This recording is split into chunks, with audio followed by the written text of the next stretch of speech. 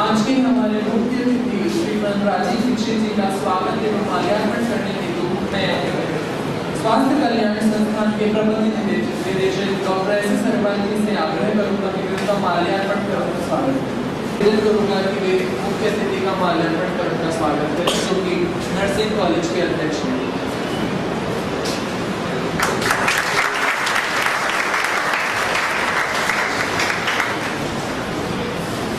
Doctor Pankaj Sharma. सभी अध्यापक साथियों, इस पूरे परिसर को संचालित करने वाले सभी सम्माननीय संचालक मित्रों, मैं आप सभी का बहुत आभारी हूँ।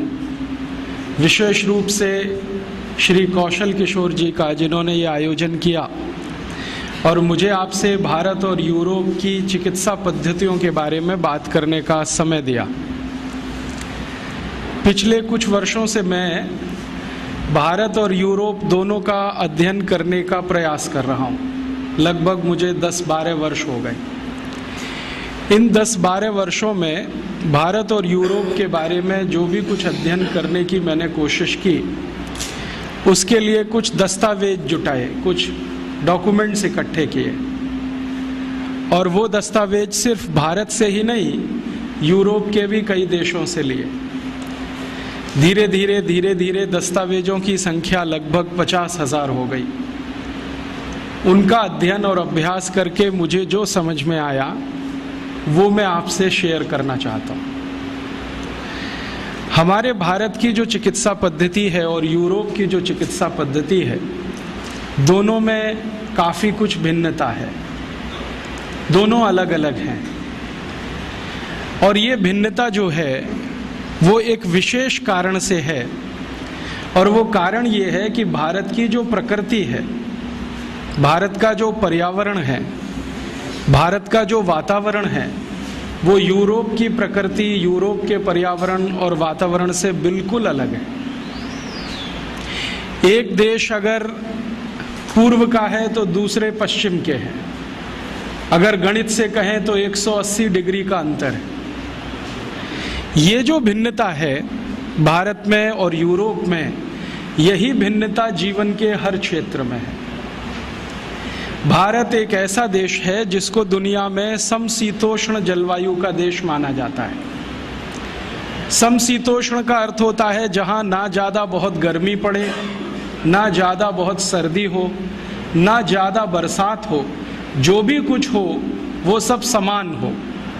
गर्मी, सर्दी, बरसात, हेमंत, शिशिर, शरद, जो भी ऋतुएं आए, जो भी जलवायु हो, वो एक जैसी हो, समान हो, अति भी ना हो और कमी भी ना हो।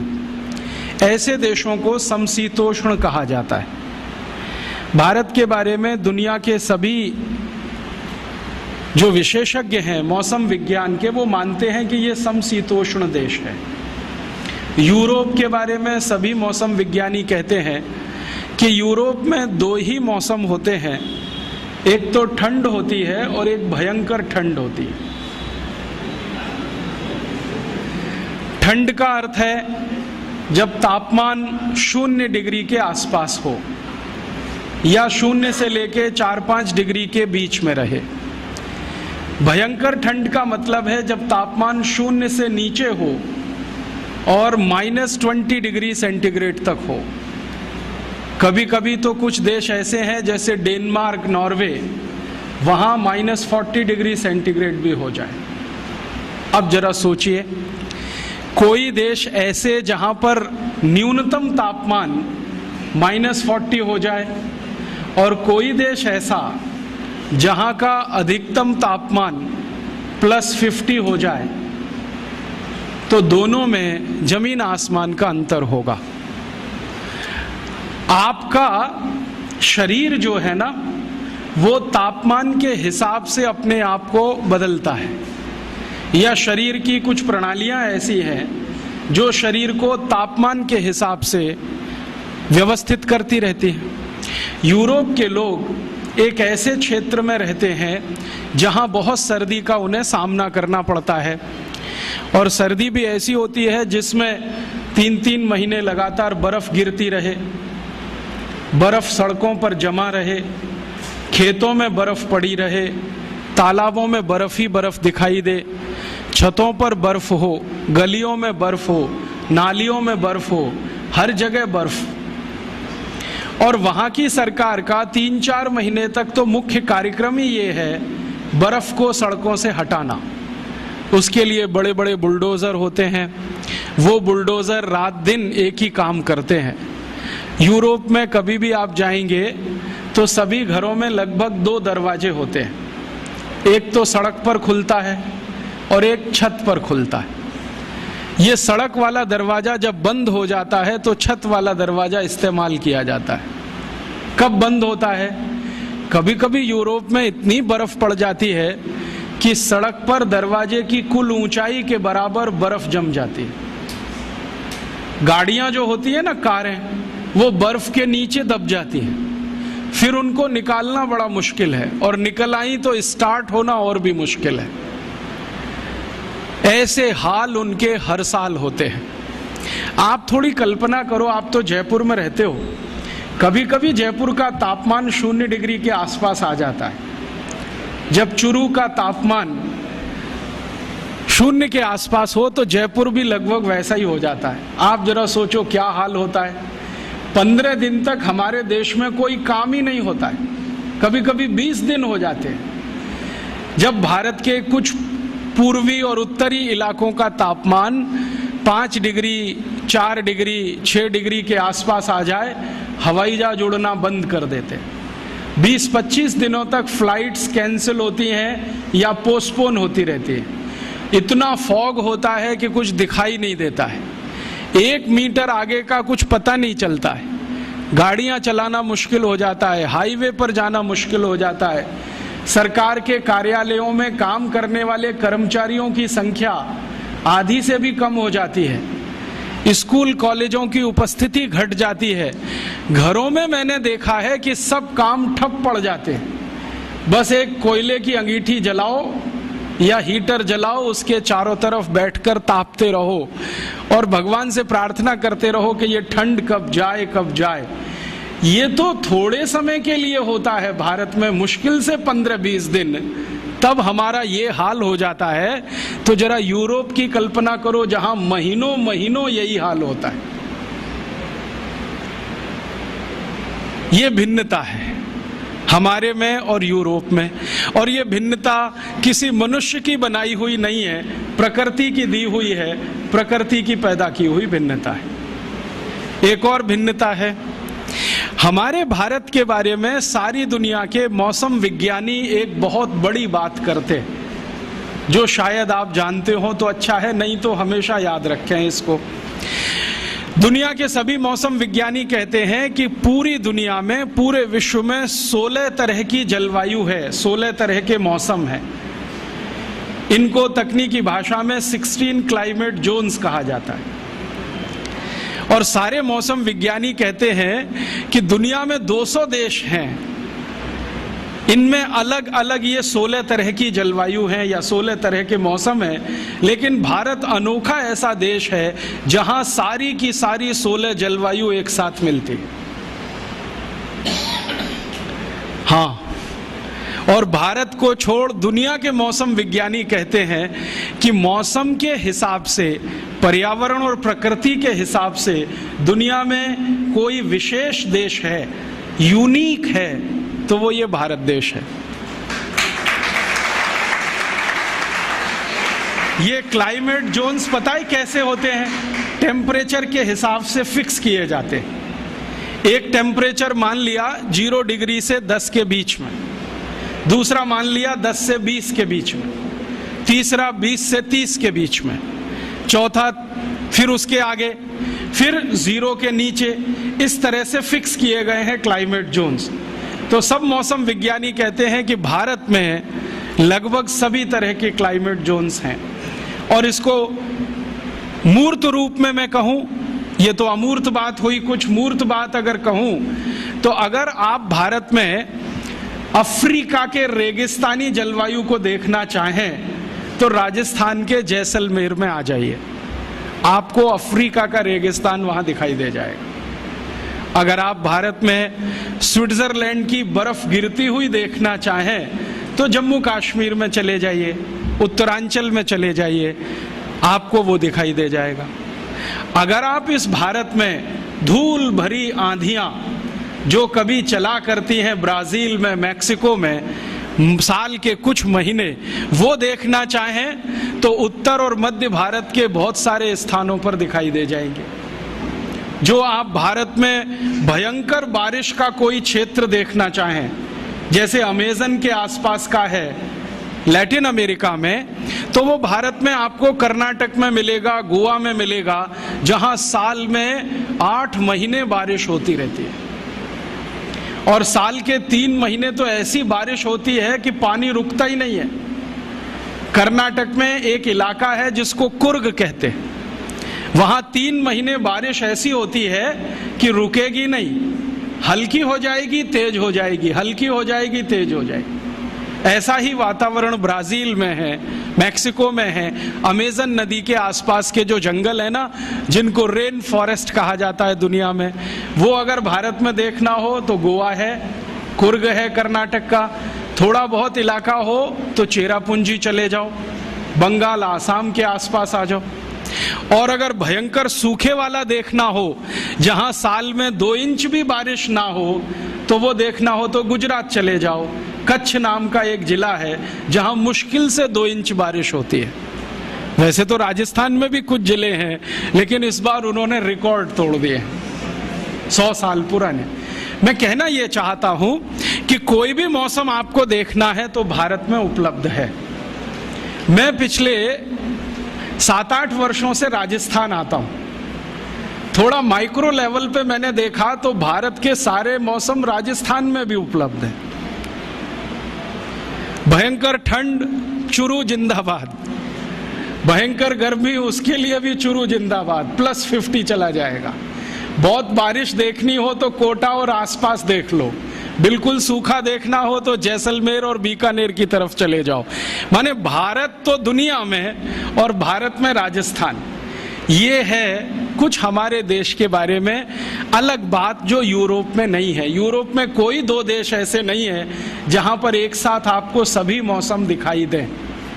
इसलिए यूरोप वाले कुछ मामलों में बहुत गरीब हैं, और उनकी गरीबी यही है कि मौसम उनको अनुकूल नहीं मिला है।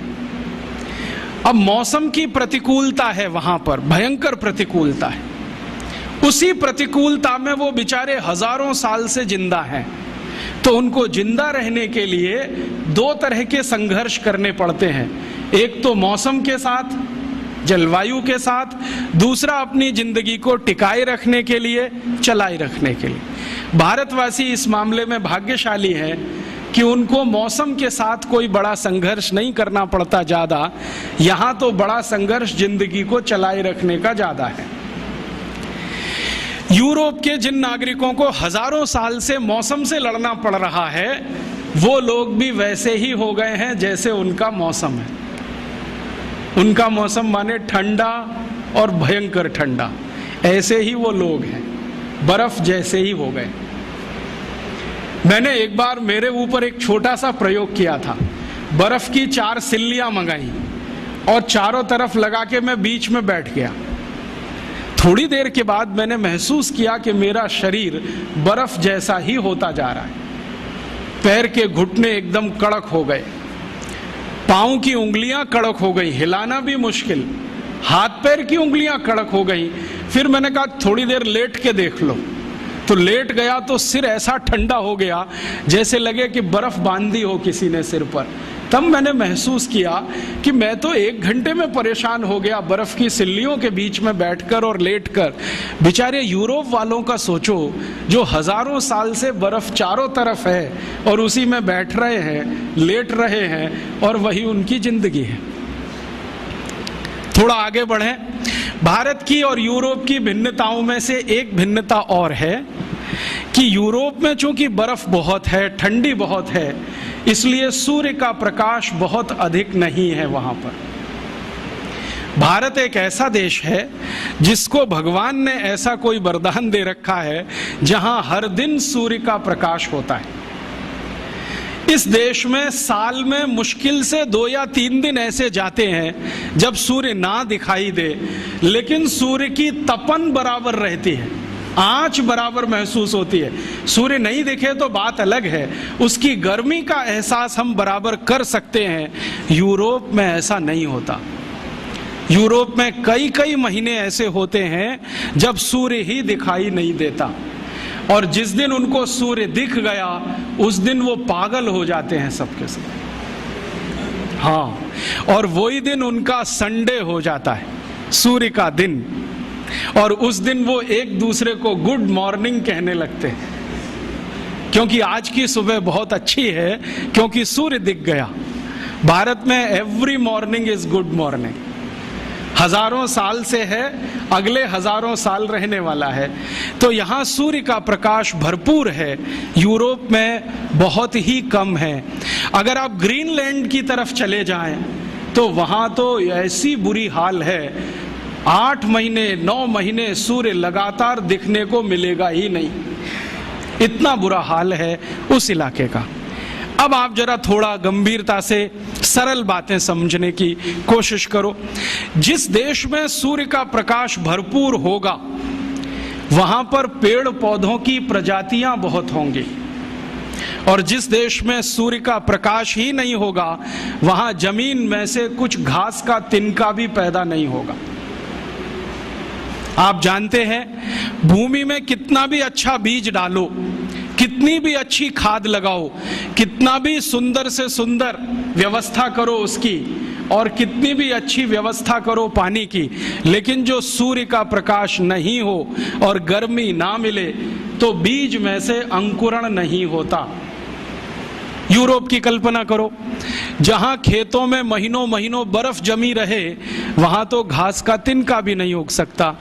तो इसलिए यूरोप के देशों में पेड़ पौधे ज्यादा नहीं होते, अर्थात पेड़ पौधों में विविधता नहीं होती, अर्थात वहां के जंगलों में बहुत किस्म के पेड़ पौधे नहीं मिलते। ले दे के 2-4 तरह के वृक्ष यूरोप के सभी देशों में दिखाई देते। कभी कभी तो इतना तकलीफ हो जाती है कि यूरोप का एक देश छोड़ के दूसरे में घुस गए, पता ही नहीं चलता कि देश बदल गया, जब तक कि कोई बोले नहीं और समझ में नहीं आए कि ये भाषा फ्रेंच से अब जर्मन हो गई है, जर्मन से इटालियन हो गई है, इटालियन से डच हो गई है, डच से पोर्चुगीज हो गई है, फिर स्पेनिश हो गई है। तब पता चलता है कि जी हमने देश बदल दिया, वरना पेड़ों को देखकर, मनुष्यों को देखकर पता ही नहीं चलता कि हमने देश बदल दिया। पेड़ पौधे उनके यहाँ बहुत ही कम है, अर्थात अंग्रेजी का एक शब्द बायोडाइवर्सिटी उनकी बहुत खराब है, या बहुत पुअर है, या वो बायोडाइवर्सिटी में बहुत गरीब है। भारत देश में इसका उल्टा है, सूर्य का प्रकाश भरपूर है, मिट्टी यहाँ की बहुत अच्छी है, यूरोप की मिट्टी भी अच्छी नहीं है। आप जरा सोचो, अगर किसी मिट्टी पर महीनों महीनों बर्फ पड़ी रहे तो वो मिट्टी न रह के पत्थर हो जाएगी, और उस पत्थर में से कुछ भी उगना बहुत मुश्किल हो जाएगा। तो वहाँ की मिट्टी भी पत्थर जैसी है, यहाँ की मिट्टी एकदम नरम है, मक्खन के जैसी। भारत में कई क्षेत्रों की मिट्टी तो ऐसी है कि नंगे पांव आप खेतों में चले जाओ, घुटने तक का पैर मिट्टी में अंदर धंस जाता है, इतनी नरम, इतनी कोमल, इतनी मुलायम। अगर मिट्टी नरम है तो बारिश के पानी को ज्यादा पकड़ेगी, मिट्टी नरम है तो सूर्य का प्रकाश नीचे तक जाएगा, मिट्टी नरम है तो हवा भी अंदर तक आएगी। तो हर पेड़ के पौधे की जड़ को या बीज को भरपूर मात्रा में बारिश का पानी मिल जाता है, सूरज की धूप भी मिल जाती है, और हवा भी मिल जाती है। तो उनकी जो बढ़त है, ग्रोथ है, वो बहुत अच्छी होती है। यूरोप में ऐसा कुछ भी नहीं हो पाता। तो वहाँ की मिट्टी भी कड़क है, पानी की व्यवस्था ठीक नहीं है, तो पेड़ पौधे बहुत कम हैं, जैव विविधता बहुत कम है, बायोडाइवर्सिटी बहुत कम है। अब जरा सोचो, जिन देशों में पेड़ पौधे ही नहीं हैं तो वहाँ जड़ी बूटियां भी कम होंगी, क्योंकि जड़ी बूटियां पेड़ पौधों का ही हिस्सा है। तो जिन देशों में पेड़ पौधे कम होंगे वहाँ की जड़ी बूटियां कम होंगी, और अगर जड़ी बूटियां बहुत कम हैं तो वहाँ आयुर्वेद नहीं होगा। वो कितनी भी ताकत लगा लें, वहां आयुर्वेद नहीं होगा। अगर उनको अपने यहाँ आयुर्वेद चलाना है तो वो भारत की मदद से ही चलेगा। उनकी अपनी ताकत नहीं है उन जड़ी बूटियों को पैदा करने की। हमारे बहुत सारे मित्र कहते रहते हैं, देखो राजीव भाई, यूरोप में आजकल आयुर्वेद का बहुत प्रचार हो रहा है, अमेरिका में भी हो रहा है। हाँ, वो हो रहा है भारत से ले जाई गई जड़ी बूटियों के आधार पर, या भारत के पड़ोसी देश चीन से मंगाई गई जड़ी बूटियों के आधार पर। आप सोचेंगे और हैरान हो जाएंगे, यूरोप और अमेरिका के सभी देश एक साल में 2500 अरब डॉलर की जड़ी बूटियां भारत और चीन से खरीदते, क्योंकि उनके यहाँ वो होती नहीं है। होगी कहाँ से? उसको होने के लिए जो मौसम की अनुकूलता चाहिए वो उनके पास है नहीं। तो जड़ी बूटियां होंगी नहीं तो उस देश में आयुर्वेद कहाँ से आएगा? उस देश में चरक संहिता कैसे लिखी जाएगी? तो आप ये मान लो कि मौसम ने उनको बेगाना बना दिया, गरीब बना दिया। वहाँ ऐसा कुछ भी नहीं है जो भारत में हमको दिखाई देता है। अब भारत में आ जाएं, यहाँ वो सब कुछ है। मौसम की अनुकूलता है, प्रकृति की अनुकूलता है, ईश्वर की कोई विशेष कृपा है जो इसी देश में 16 जलवायु हैं। ये सब होने से हमारे यहाँ बहुत कुछ होगा, जड़ी बूटियां होंगी। एक बार क्या हुआ, मैं उड़ीसा गया था। उड़ीसा में एक पर्वत है, उसका नाम है गंधमार्दन पर्वत। इसका जिक्र हमारे रामचरितमानस में भी है, वाल्मीकि रामायण में भी है, और सबसे अच्छा सुंदर वर्णन इसका रघुवंशम में है, कालिदास ने किया है, गंधमार्दन पर्वत। तो जहां ये गंधमार्दन पर्वत उड़ीसा में है, मैं वहीं गया था। जिस गांव में है उसी गांव में गया था, और वहां मेरी एक सभा हुई थी। मैंने उस गांव के सरपंच को पूछा कि भाई, ये गंधमार्दन पर्वत बड़ा मशहूर है, भारत के शास्त्रों में इसका बहुत वर्णन है, जरा बताओ इसकी विशेषता क्या है? तो उसने कहा कि साहब, इसकी एक विशेषता ये है कि इस एक पर्वत पर 16,000 जड़ी बूटियां हैं। मैंने कहा नाम मालूम है? उसने कहा 16,000 के तो नहीं मालूम है, 500-600 के तो बता सकता। फिर मैंने कहा किसको मालूम है? तो कहता मेरे दादाजी को 1000-1200 का मालूम है। दादाजी के दादाजी मिल गए तो शायद 2-2,500 का मालूम हो जाएगा। लेकिन एक ही गांव के छोटे से एक पर्वत पर 16,000 जड़ी बूटियां। तो मैं वहीं नजदीक में एक जिला है, वो जिले का नाम है कालाहांडी, भवानीपट्टनम उसका जिला केंद्र है। दौड़कर गया और वहां के जितने भी बॉटनी के प्रोफेसर्स थे सबको मैं मिला। तो उन्होंने कहा हाँ, ये बात सही है। एक एक प्रोफेसर बोलता है कि मैंने लिस्टिंग किया है, तो कोई प्रोफेसर के पास 2,500 जड़ी बूटियों का लिस्टिंग है, किसी के पास 3,000 का है। एक प्रोफेसर ने कहा मैं 40 साल से काम करता हूं, उनके पास कुछ 7-7,500 जड़ी बूटियों की लिस्ट है। क्या क्या गंधमार्दन पर मिलता है, और उनकी इच्छा है कि मैं सबका लिस्टिंग करूं 16,000 का। लेकिन वो कहते हैं कि शायद 2 जन्म इसमें लग जाएंगे, एक जन्म में ये होने वाला नहीं है। आप सोचो, गंधमार्दन पर्वत एक भारत के जिले के एक गांव के नजदीक का छोटा सा पहाड़, वहां पर इतनी जड़ी बूटियां, तो संपूर्ण भारत का जो मुकुट है हिमालय, उसकी कल्पना करो। भारत के बहुत सारे पादप विशेषज्ञ, पौधों के विशेषज्ञों से मैं मिला हूं, तो उनका कहना है कि राजीव भाई, कम से कम 84-85 हजार जड़ी बूटियां तो हिमालय में मिल ही जाएंगी। मैंने पूछा अधिक से अधिक कितनी बताओ? तो उन्होंने कहा वो अभी कैलकुलेशन संभव नहीं है, हमारी इमेजिनेशन काम नहीं करती, कल्पना शक्ति काम नहीं करती। एक बार मैंने सोचा कि संपूर्ण भारत देश के 10 करोड़ विद्यार्थियों को एक बड़े प्रोजेक्ट पे लगा दिया जाए कि तुम्हारे गांव और आसपास में जितनी जड़ी बूटियां हैं उनकी लिस्ट बनाओ, तो शायद 2-4 साल में पूरी लिस्ट बनकर आ जाए। लेकिन 10 करोड़ विद्यार्थी इसमें लगे तो ऐसे ही नहीं आएगी। कितना बड़ा काम है जो अभी तक करने के लिए बाकी पड़ा है, और हमें इसका अंदाजा नहीं है। शायद इसलिए नहीं कि भगवान ने भरपूर दे दिया है, तो हमें स्केयरसिटी का अंदाजा नहीं है। ये जो यूरोप और अमेरिका वाले हैं जिनको कुछ मिला नहीं है, वो तड़पते हैं, फड़फड़ाते हैं, और वो रोज भारत सरकार पर आकर ऐसे दबाव डालते हैं कि भारत के कानूनों में संशोधन कर दो और हम ये हिमालय की सब जड़ी बूटी खोद कर ले जाएं, भारत के पहाड़ों से जितना मिले वो ले जाएं, ऐसी व्यवस्था कर दो। और इसी व्यवस्था के लिए उन्होंने गेट करार नाम का एक अंतर्राष्ट्रीय समझौता भारत से करा लिया है, जिसमें से रास्ते खुल जाएं ताकि भारत की बेशकीमती जड़ी बूटियां बिना किसी अवरोध के भारत के बाहर चली जाएं। वो तड़पते हैं और इतने सारे रिसर्चर्स वहां से आते हैं यूरोप और अमेरिका से, वो एक ही बात के लिए यहाँ काम करते हैं, किस इलाके में क्या क्या जड़ी बूटियां हैं, कौन कौन से क्षेत्र में क्या क्या मिलता है। अब उन्होंने एक नया रास्ता निकाला है। भारत सरकार कुछ ऐसे मूर्खता के काम करती है, उनमें से एक काम है फॉरेन फंड से एनजीओज चलाना। विदेशी पैसा लिया और एक ट्रस्ट बना लिया, एक संस्था बना ली, एक एनजीओ बना लिया।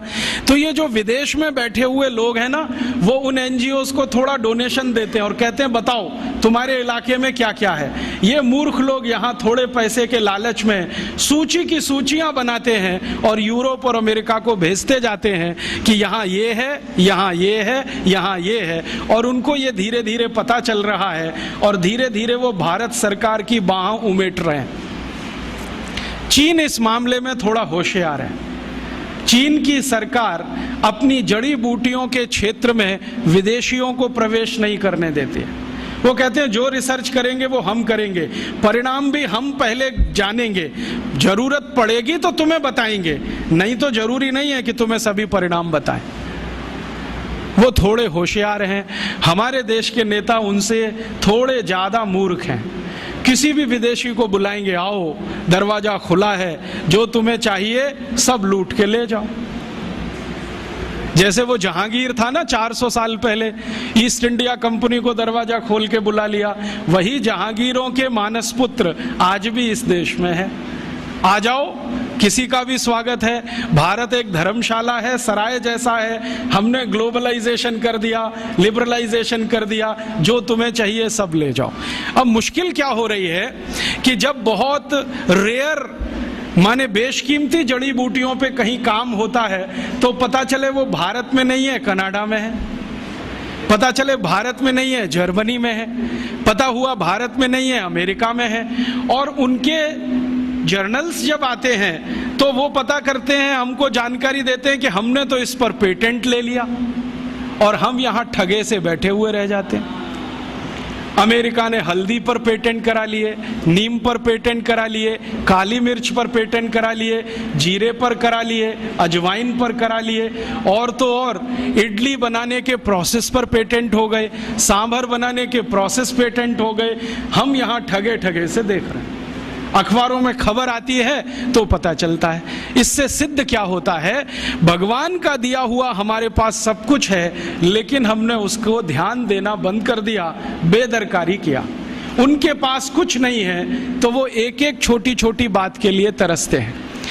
अब ये जो भिन्नता है भारत और यूरोप में, चूंकि सूर्य वहां कम है और यहां बहुत ज्यादा है। आप जानते हैं दुनिया में पूरे ब्रह्मांड का केंद्र ही सूर्य है। अगर सूर्य मेहरबान है तो सब कुछ आपके लिए है, और जो सूर्य की मेहरबानी नहीं है तो आपके लिए कुछ भी नहीं है। तो इस देश में बहुत कुछ ऐसा, तो शायद ऐसे कारण से ही इस देश में आयुर्वेद जन्म लिया होगा। और आयुर्वेद ने जन्म लिया होगा तो ये उतना ही पुराना होगा जितना पुराना भारत है। कुछ विदेशी इतिहासकार ऐसा बोलते हैं कि आयुर्वेद 2500 साल पुराना। कुछ जर्मन्स लोगों ने बोलना शुरू किया भारत का आयुर्वेद 3500 साल पुराना। कुछ ने बोलना शुरू किया भारत का आयुर्वेद 10,000 साल पुराना। कोई बोलता है 10,000 साल, कोई कहता है 3500 साल, कोई कहता है 2500 साल। वो अपनी अपनी बुद्धि के हिसाब से कहते हैं। लेकिन मेरा कहना है कि अगर ये 10,000 साल का किस्सा है, 2-5 हजार साल का किस्सा है, तो वो हनुमान जी गए थे लक्ष्मण को संजीवनी बूटी लाने के लिए, वो किस्सा तो। और हनुमान जी का किस्सा हम सब जानते हैं, संजीवनी उनको पहचान में नहीं आई तो पर्वत ही उखाड़ के ले आए। तो जो वैद्य थे ना राम जी की सेना के, जिनका नाम था सुषेण, तो वैद्य सुषेण ने कहा मैंने तुमसे एक बूटी मंगाई थी, तो उन्होंने कहा वैद्य जी मुझे समझ में नहीं आती, मैं पर्वत ले आया। और ये कहानी आगे बढ़ती है रामचरितमानस में तो नहीं, रघुवंशम में, कि उस एक छोटे से पर्वत के टुकड़े से कुछ 1200 औषधियां वैद्य सुषेण ने निकाली थी। और उन्हीं औषधियों की ताकत से रामचंद्र जी ने रावण से युद्ध किया था, और युद्ध में घायल अपने सभी सैनिकों को रात भर में दवाओं का लेपन करके अगले दिन फिर लड़ने के लिए तैयार कर दिया था। तो हम कैसे कहें कि ये आयुर्वेद 2000 साल 5000 साल, भगवान श्री राम को ही 8.5 लाख साल से ज्यादा हो गए अगर हम हिसाब निकालें। और जो भगवान राम के पहले की बात करें तो भगवान राम खुद ही कह रहे हैं कि मेरे जो पूर्वज थे रघु, दिलीप, वो सभी आयुर्वेद के ज्ञाता थे, माने जड़ी बूटियों का उनको ज्ञान था। अगर राम के पूर्वज उनको भी जड़ी बूटियों का ज्ञान था तो बढ़ते चले जाएं तो ये समय की सीमा तो रुकती नहीं। तब मैंने अपने मन में संतोष के लिए ये तय मान लिया है कि ये भारत की जड़ी बूटियों का विज्ञान या आयुर्वेद उतना ही पुराना है जितना भारत है। अब भारत की उम्र अगर हम जैन शास्त्रों के हिसाब से निकालें तो भगवान आदिनाथ से शुरू होती है, और भगवान आदिनाथ का समय 1-2 साल का नहीं, 1-2 हजार साल का नहीं, कुछ करोड़ वर्षों का है। तो भारत भी कुछ करोड़ वर्षों का है, तो भारत की जड़ी बूटियां भी करोड़ वर्षों की होंगी, क्योंकि भारत में एक चीज जो निश्चित है, बाकी बहुत सारी चीजें बदली होंगी, सूर्य का प्रकाश। ये भगवान आदिनाथ के जमाने में भी होगा और आज सन 2006 में भी है। इस सूर्य के प्रकाश के कारण जैव विविधता, बायोडाइवर्सिटी उस समय भी रही होगी जो आज है। आज शायद कमी आई है, उस समय इससे भी ज्यादा रही होगी, क्योंकि हमने आज जो विकास का रास्ता अपनाया है उसमें इस जैव विविधता का ही, बायोडाइवर्सिटी का ही सबसे ज्यादा नाश हो रहा है। अब थोड़ा आगे बढ़े कि भारत और यूरोप में ये अंतर है। अब उनके पास तो ज्यादा कुछ है नहीं, पेड़ पौधों के नाम पर, जड़ी बूटियों के नाम पर, तो दुनिया से जो मिलेगा उसी से वो अपना काम चलाएंगे। हमारे पास चूंकि सब कुछ है, इसलिए हमें दुनिया में कहीं जाने की जरूरत नहीं पड़ेगी। इसलिए भारत के जितने महान लोग हुए, जिनके नाम आप सब सुनते हैं, जैसे एक बड़े महर्षि हुए भरद्वाज, जिनको इस देश में आयुर्वेद के सबसे बड़े ज्ञाता के रूप में जाना जाता है, या बड़े एक महर्षि हुए चरक, एक थे सुश्रुत, जमदग्नि, काश्यप, ये सब लोग तो आज के नहीं हैं, कुछ तो हजारों साल के हैं, कुछ लाखों साल के। तो इनके पास ये सब ज्ञान जो उपस्थित हुआ वो प्रकृति ने मदद की होगी, और इसलिए इतना सब हो गया। अब वहां पर यूरोप में तो ये कुछ है नहीं, तो वहां किस तरह की चिकित्सा आई होगी, एक उदाहरण देता हूं। ये जो आधुनिक चिकित्सा है, मॉडर्न मेडिसिनल सिस्टम, जिसका पर्यायवाची इस समय है एलोपैथी, इस एलोपैथी का जनक माना जाता है एक ग्रीक व्यक्ति हिप्पोक्रेटिस। आप जानते हैं उसकी फिलॉसफी क्या है? मैंने हिप्पोक्रेटिस की बायोग्राफी पढ़ी, ऑटोबायोग्राफी, जो उसने ग्रीक में लिखी थी। बाद में अंग्रेजी हुआ, फ्रेंच हुआ, कई भाषाओं में तर्जुमा हुआ, ट्रांसलेशन हुआ, कई लोगों ने उस पर टिप्पणियां लिखी हैं। उसकी फिलॉसफी जरा सुनिए। वो ये कहता है कि शरीर में कोई रोग आ गया तो अब इसको दूर करने का एक ही उपाय है कि आपका जो रक्त है ना, ये प्रदूषित हो गया, इसको निकाल दो शरीर से, इसको निकाल दो। इसके अलावा कुछ और मालूम ही नहीं उसको कि कुछ कर सकते हैं क्या। तो उसने ले दे के एक सिद्धांत बनाया कि आपको बुखार हो गया, तो रक्त प्रदूषित हो गया, इसको निकाल दो। आपको जुकाम हो गया, रक्त प्रदूषित हुआ, इसको निकाल दो। आपको फोड़ा हो गया, रक्त प्रदूषित हुआ, इसको निकाल दो। माने जो भी कुछ है वो निकाल दो, ठीक है। और यही शायद हिप्पोक्रेटिस के वंशज हैं जो आज किसी का गर्भाशय निकाल देते हैं, किसी का गॉल ब्लैडर निकाल देते हैं, किसी की किडनी निकाल देते हैं, किसी का कुछ भी निकाल देते हैं।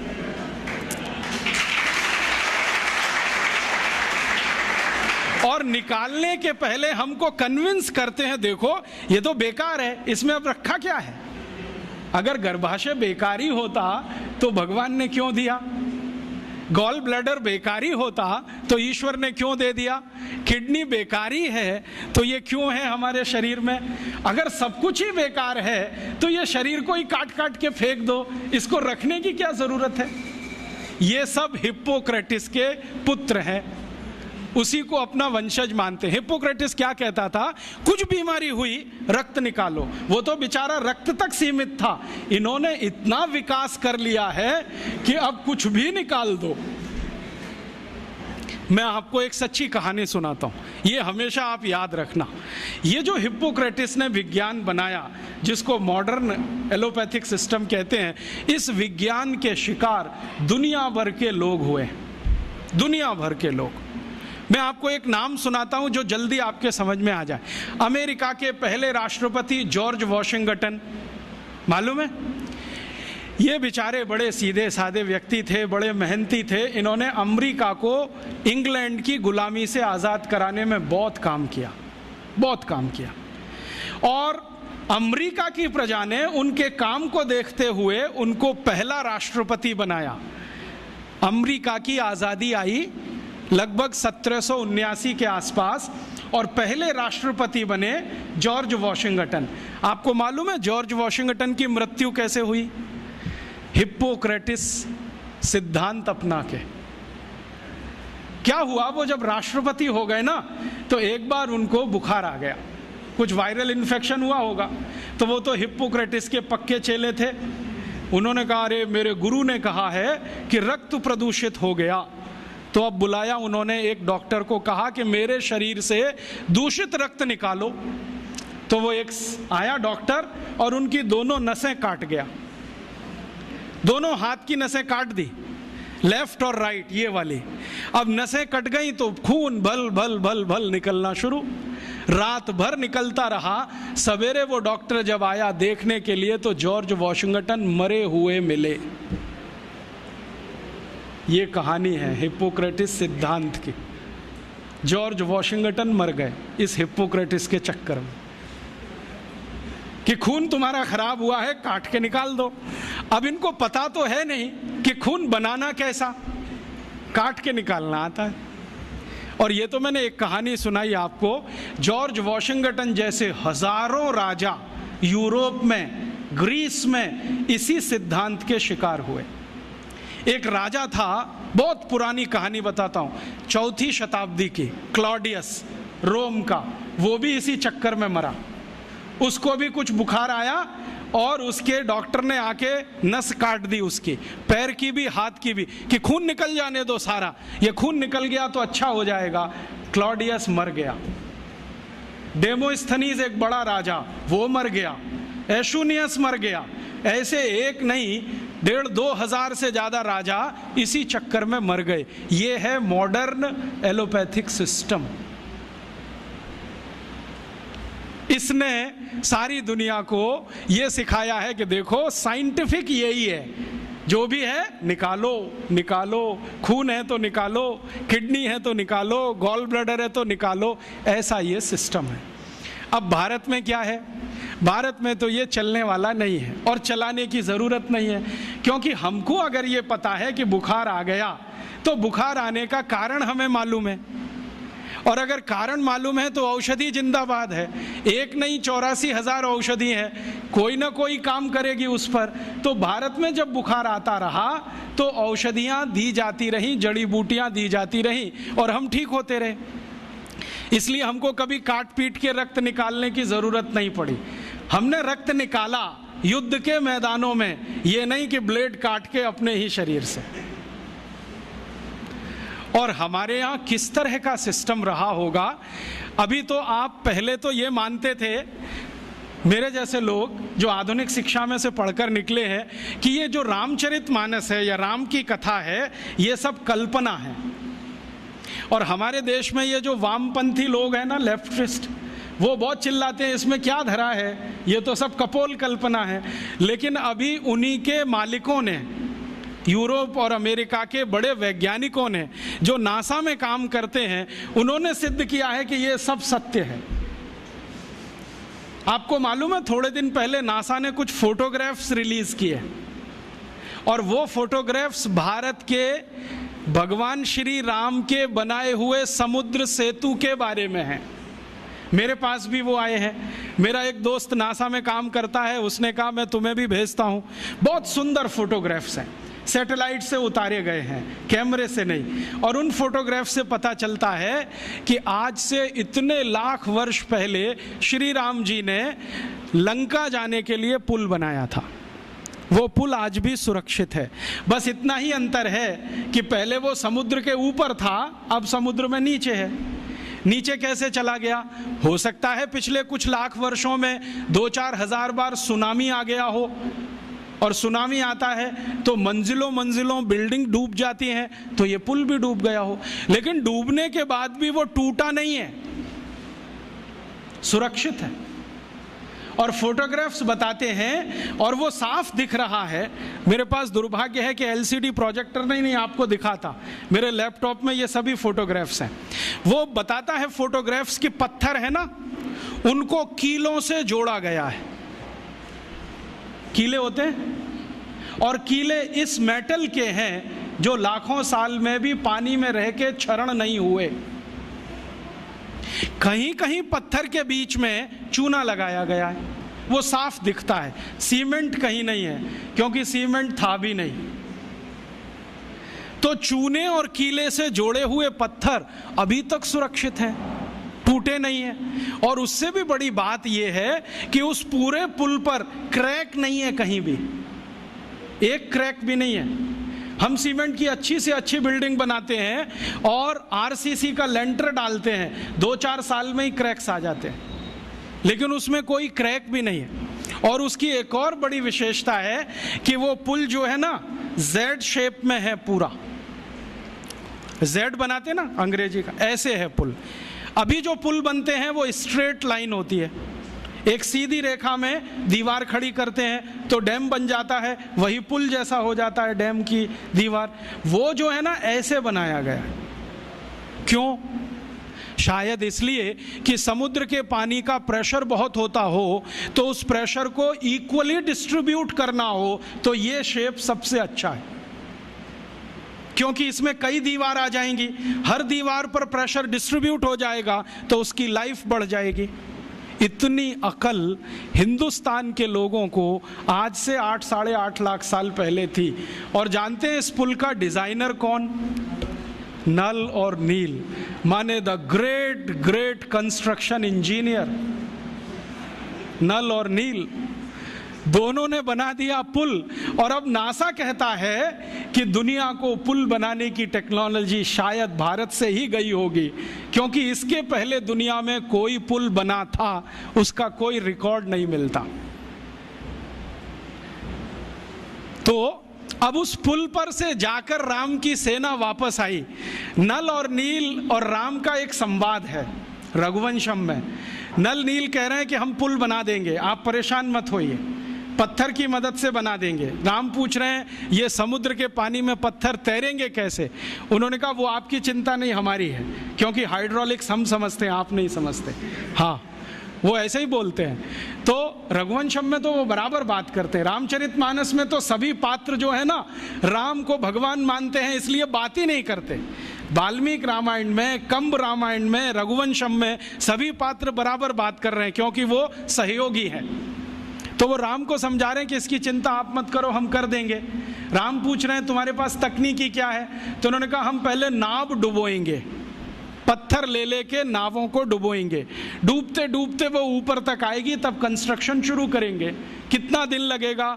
उन्होंने कहा जो लगे सो लगे, लेकिन पुल बना देंगे। तो राम जी पूछ रहे हैं कि ये पुल बनेगा तो जाएंगे तो सही, लौट के आएंगे कि नहीं? तो उन्होंने कहा आपको मैं एक गारंटी दे सकता हूं कि अपनी सेना जो जाएगी वो तो लौट के आएगी, जो रावण की सेना इस पुल पर आई तो ये डूब जाएगा। कैसे डूब जाएगा? तो वो कह रहे हैं कि हमने इसका जो हिसाब निकाला है ना पूरा, आपकी सेना में तो सब बानर हैं। हाँ, और बानर जब चलते हैं ना तो मिनिमम प्रेशर डालते हैं जमीन पर।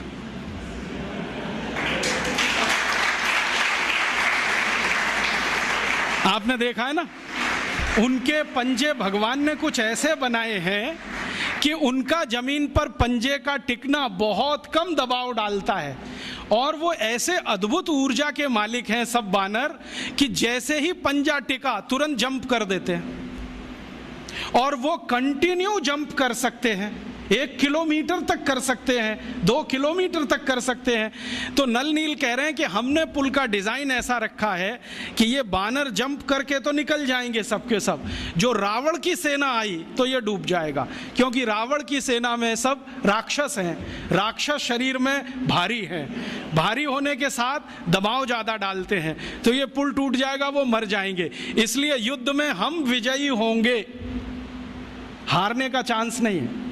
इस क्वालिटी की चीजें हैं। अब ये क्वालिटी किसी देश में आई हो तो मैं मान सकता हूं कि उस पुल को बनाने का मटेरियल उस जमाने में रहा हो, और उस पुल को बनाने वाले जो लोग रहे, नल नील जैसे पता नहीं कितने, उनको और भी बहुत कुछ ज्ञान आता हो, क्योंकि पुल बनाने में जो उन्होंने चूना घिसा है उसमें कई तरह की जड़ी बूटियां भी मिलाई गई हैं, उनको जड़ी बूटियों का भी ज्ञान हो। तो इससे यह सिद्ध होता है कि उस जमाने का कंस्ट्रक्शन इंजीनियर जड़ी बूटियों का भी ज्ञाता होता होगा, हो सकता है आयुर्वेद भी उसको आता होगा। और राम की सेना में तो वैद्य सुषेण तो मुख्य वैद्य हैं, लेकिन राम जी की सेना में तो थोड़ी बहुत वैद्य की सब कर लेते, सीता जी भी कर लेती, उनको भी जड़ी बूटियों का ज्ञान, लक्ष्मण भी कर लेते हैं, राम खुद सीख गए हैं बहुत कुछ। तो इन घटनाओं से मैं कहना एक ही बात चाहता हूं कि शायद ये लाखों साल पुरानी विद्या है, ये 10-20 हजार साल की विद्या नहीं है। और ये लाखों साल पुरानी विद्या टिकी कैसे, आज तक जिंदा है। आज भी हम उन औषधियों का नाम जानते हैं जिनको राम जी जानते थे, वो नाम वैसे के वैसे ही चले आ रहे हैं। तो ये कैसे संभव हुआ? ये ऐसे संभव हुआ होगा कि इस विद्या को भारत के लोगों ने जीवन विद्या बना लिया होगा। जीवन विद्या माने जिंदगी के हर क्षेत्र से जुड़ी हुई, और इसको जीवन विद्या बनाया होगा, तभी इसका नाम आयुर्वेद पड़ा होगा। ये आयु का विज्ञान है, चिकित्सा का नहीं है, रोगों का नहीं है, जीवन का विज्ञान है। और ये जीवन का विज्ञान सिखाया गया होगा पीढ़ी दर पीढ़ी, पीढ़ी दर पीढ़ी, पीढ़ी दर पीढ़ी। और ये शायद घरों में ही संभव है, क्योंकि घर में ही ज़्यादा समय लोगों का बीतता है। तो शायद हर घर भाषी को ये ज्ञान मालूम होगा, पीढ़ी दर पीढ़ी वो ज्ञान जो आया वो आज तक चला आया। और इतना अद्भुत है कि हमारे दादा दादी, नाना नानी, चाचा चाची, मामा मामी, मौसा मौसी सब इससे भरपूर हैं, सबके पास ये भंडार के रूप में है। फिर एक प्रश्न उठता है, बहुत लोग मुझे कहते हैं कि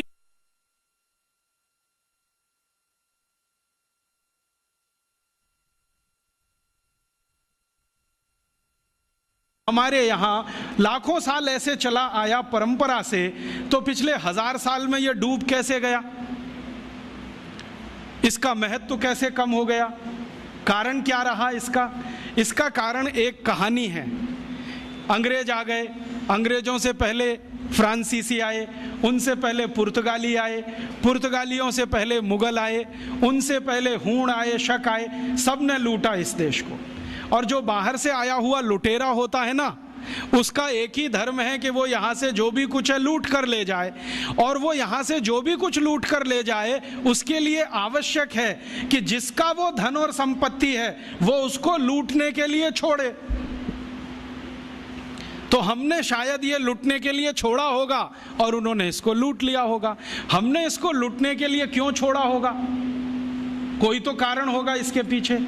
तो बहुत दिनों से सोचते सोचते मैं एक नतीजे पे पहुंचा हूं कि शायद एक कारण ये रहा हो कि हमने प्रकृति की दी गई इस संपदा को अपने पास इतनी अधिक मात्रा में उपलब्ध होने पर मान लिया कि हम तो सुरक्षित हैं।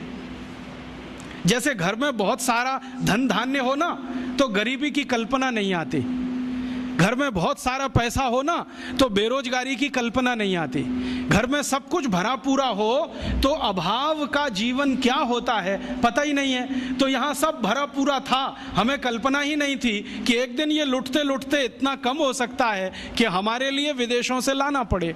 ये एक कारण रहा हो। ये कारण तो नहीं मैं मानता हूं कि हम कमजोर थे और विदेशी हमसे मजबूत थे इसलिए हमको वो परास्त कर गए युद्ध में और हम लुट गए। अगर हम कमजोर ही थे तो पृथ्वीराज चौहान कहां से आ गए, महाराणा प्रताप कहां से आ गए, शिवाजी महाराज कहां से आ गए, झांसी की रानी लक्ष्मीबाई कहां से आ गई। और पृथ्वीराज चौहान और राणा प्रताप में कोई तो यूनिक डीएनए रहा होगा ऐसा तो नहीं है। कोई राजा अपने दुश्मन को बार बार हराए और हराने के बाद हर बार उसे माफ कर दे तो वो तो वीर नहीं महावीर होता है। ये जेनेटिक मटेरियल तो भारत में ही दिखाई देता है, दुनिया में कहीं नहीं है। मैंने दुनिया के बहुत सारे राजाओं का इतिहास पढ़ा है, उन्होंने दुश्मन को हराया तो जान से मार डाला, छोड़ा नहीं उसको। हमारे यहाँ दुश्मनों को परास्त करते रहे और हर बार माफ करते रहे। गलती से एक बार दुश्मन ने परास्त कर दिया तो माफ नहीं किया क्योंकि उसके पास वो डीएनए नहीं था। माफ करने के लिए जो जिगर चाहिए ना उसके लिए कुछ खास तरह का बॉडी कंस्ट्रक्शन होता है, कुछ खास तरह के एंजाइम्स होते होंगे, कुछ खास तरह के हार्मोन्स होते होंगे। तो पृथ्वीराज चौहान में तो होंगे, उनके दुश्मन में नहीं रहे होंगे। तो हम कमजोर तो नहीं थे, हमारा इतिहास बार बार बताता है कमजोर तो नहीं थे, ताकतवर तो थे। तो फिर परास्त कैसे हुए, हारे कैसे? शायद इसी से जो पृथ्वीराज चौहान की कहानी बताती है कि दुश्मन को हराया छोड़ दिया। हमारे शास्त्रों में एक मंत्र है, वो है तो संस्कृत में, मैं सीधे हिंदी में बताता हूं। वो मंत्र ये कहता है कि दुश्मन को, आग को, कर्जे को और बीमारी को कभी नहीं छोड़ना चाहिए। दुश्मन को, आग को, बीमारी को और कर्जे को कभी अधूरा नहीं छोड़ना चाहिए। दुश्मन को अगर छोड़ दिया तो वो ही मारेगा। फिर भारत की आज़ादी के पिछले 60 साल का इतिहास गवाह है, हर बार पाकिस्तान को हराया, हर बार हमने छोड़ा। 48 में हराया, छोड़ दिया। 65 में हराया, लाहौर तक हम पहुंच गए, फिर छोड़ दिया। 71 में हराया, फिर छोड़ दिया। कारगिल में हराया, फिर छोड़ दिया। और आज वही पाकिस्तान नाग बन के डस रहा है, हर तीसरे दिन बम ब्लास्ट करा रहा है इस देश में। तो शास्त्र का मंत्र है, मेरा नहीं है, कि दुश्मन को छोड़ना नहीं चाहिए कभी भी। अगर हाथ में आ गया खत्म कर दो। और शायद यही बात भगवत गीता में कृष्ण भी अर्जुन को समझा रहे, छोड़ो मत इनको। अगर जो तुमने छोड़ दिया तो ये विष बीज की तरह से फैलेंगे, पूरे देश में अधर्म की स्थापना कर देंगे। इसलिए कौरवों को छोड़ो मत, इनके अंतिम व्यक्ति तक संहार करो। शायद कृष्ण को शास्त्रों का ज्यादा ज्ञान रहा होगा, पृथ्वीराज चौहान को उतना नहीं रहा होगा। कृष्ण को ये जो ज्ञान था शास्त्रों का, उसी का अंतिम परिणाम था कि कौरवों में से कोई बचा नहीं। शायद पृथ्वीराज चौहान को ये ज्ञान किसी ने दिया होता तो मोहम्मद गौरी पहली बार में ही खत्म हो गया होता और भारत का इतिहास कुछ और ही होता। तो ये ज्ञान की कुछ कमी रह गई। और आज के व्यवहारिक जीवन में भी हम जानते हैं कि अगर आपने आग को जलता हुआ छोड़ दिया तो वो घर को जला देगी, गांव को भी जला देगी। अगर कर्जे को बकाया छोड़ दिया तो वो कर्जा आपको जिंदगी भर के लिए जर खरीद गुलाम बना देगा। और जो बीमारी को थोड़ा भी छोड़ दिया तो वो आपको पता नहीं किस स्वरूप में पटक देगी ले जाके। तो ये ज्ञान की कुछ कमी आई होगी हम में, शायद हजारों साल की गुलामी में ज्ञान कम हो जाता होगा।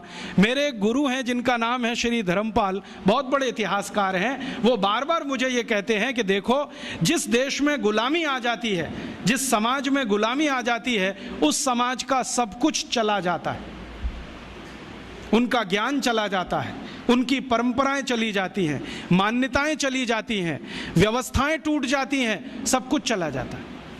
तो शायद 1200 साल की गुलामी ने ज्ञान में कुछ कमी लाई हो और ये हम सोचना भूल गए हों कि दुश्मन को अधूरा मत छोड़ो। इसी कारण से हम परास्त हुए, बाकी कोई दूसरा कारण नहीं था। ईस्ट इंडिया कंपनी से भारत के राजाओं के जो संघर्ष है ना, उसमें भी यही कहानी दिखाई देती है। 1825 में दक्षिण भारत में एक बड़ी रानी है जिसका नाम है कित्तूर चेन्नम्मा। वो अंग्रेजों को परास्त करती है, युद्ध में हराती है और उनको बाइज्जत बरी कर देती है कि जाओ। तो दक्षिण भारत का एक राजा है हैदर अली, जो बार बार अंग्रेजों को हराता है, हर बार छोड़ देता है।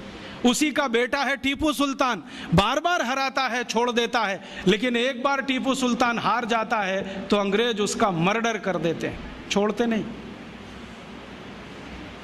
तो हम अपने ज्ञान से कहीं वंचित हुए होंगे। दुश्मन को छोड़ना जो हमने सीख लिया, शायद वो हमारी पराजय का बड़ा कारण था। और उस पराजय में हमारे यहाँ सब कुछ चला गया, ज्ञान चला गया तो जड़ी बूटियाँ भी चली गई होंगी, हमारी शिक्षा भी गई होगी, व्यवस्थाएं भी गई होंगी। और फिर जो आधुनिक समय है पिछले 300 साल का, इसमें हम कितने पिछड़ गए अपने इस ज्ञान से।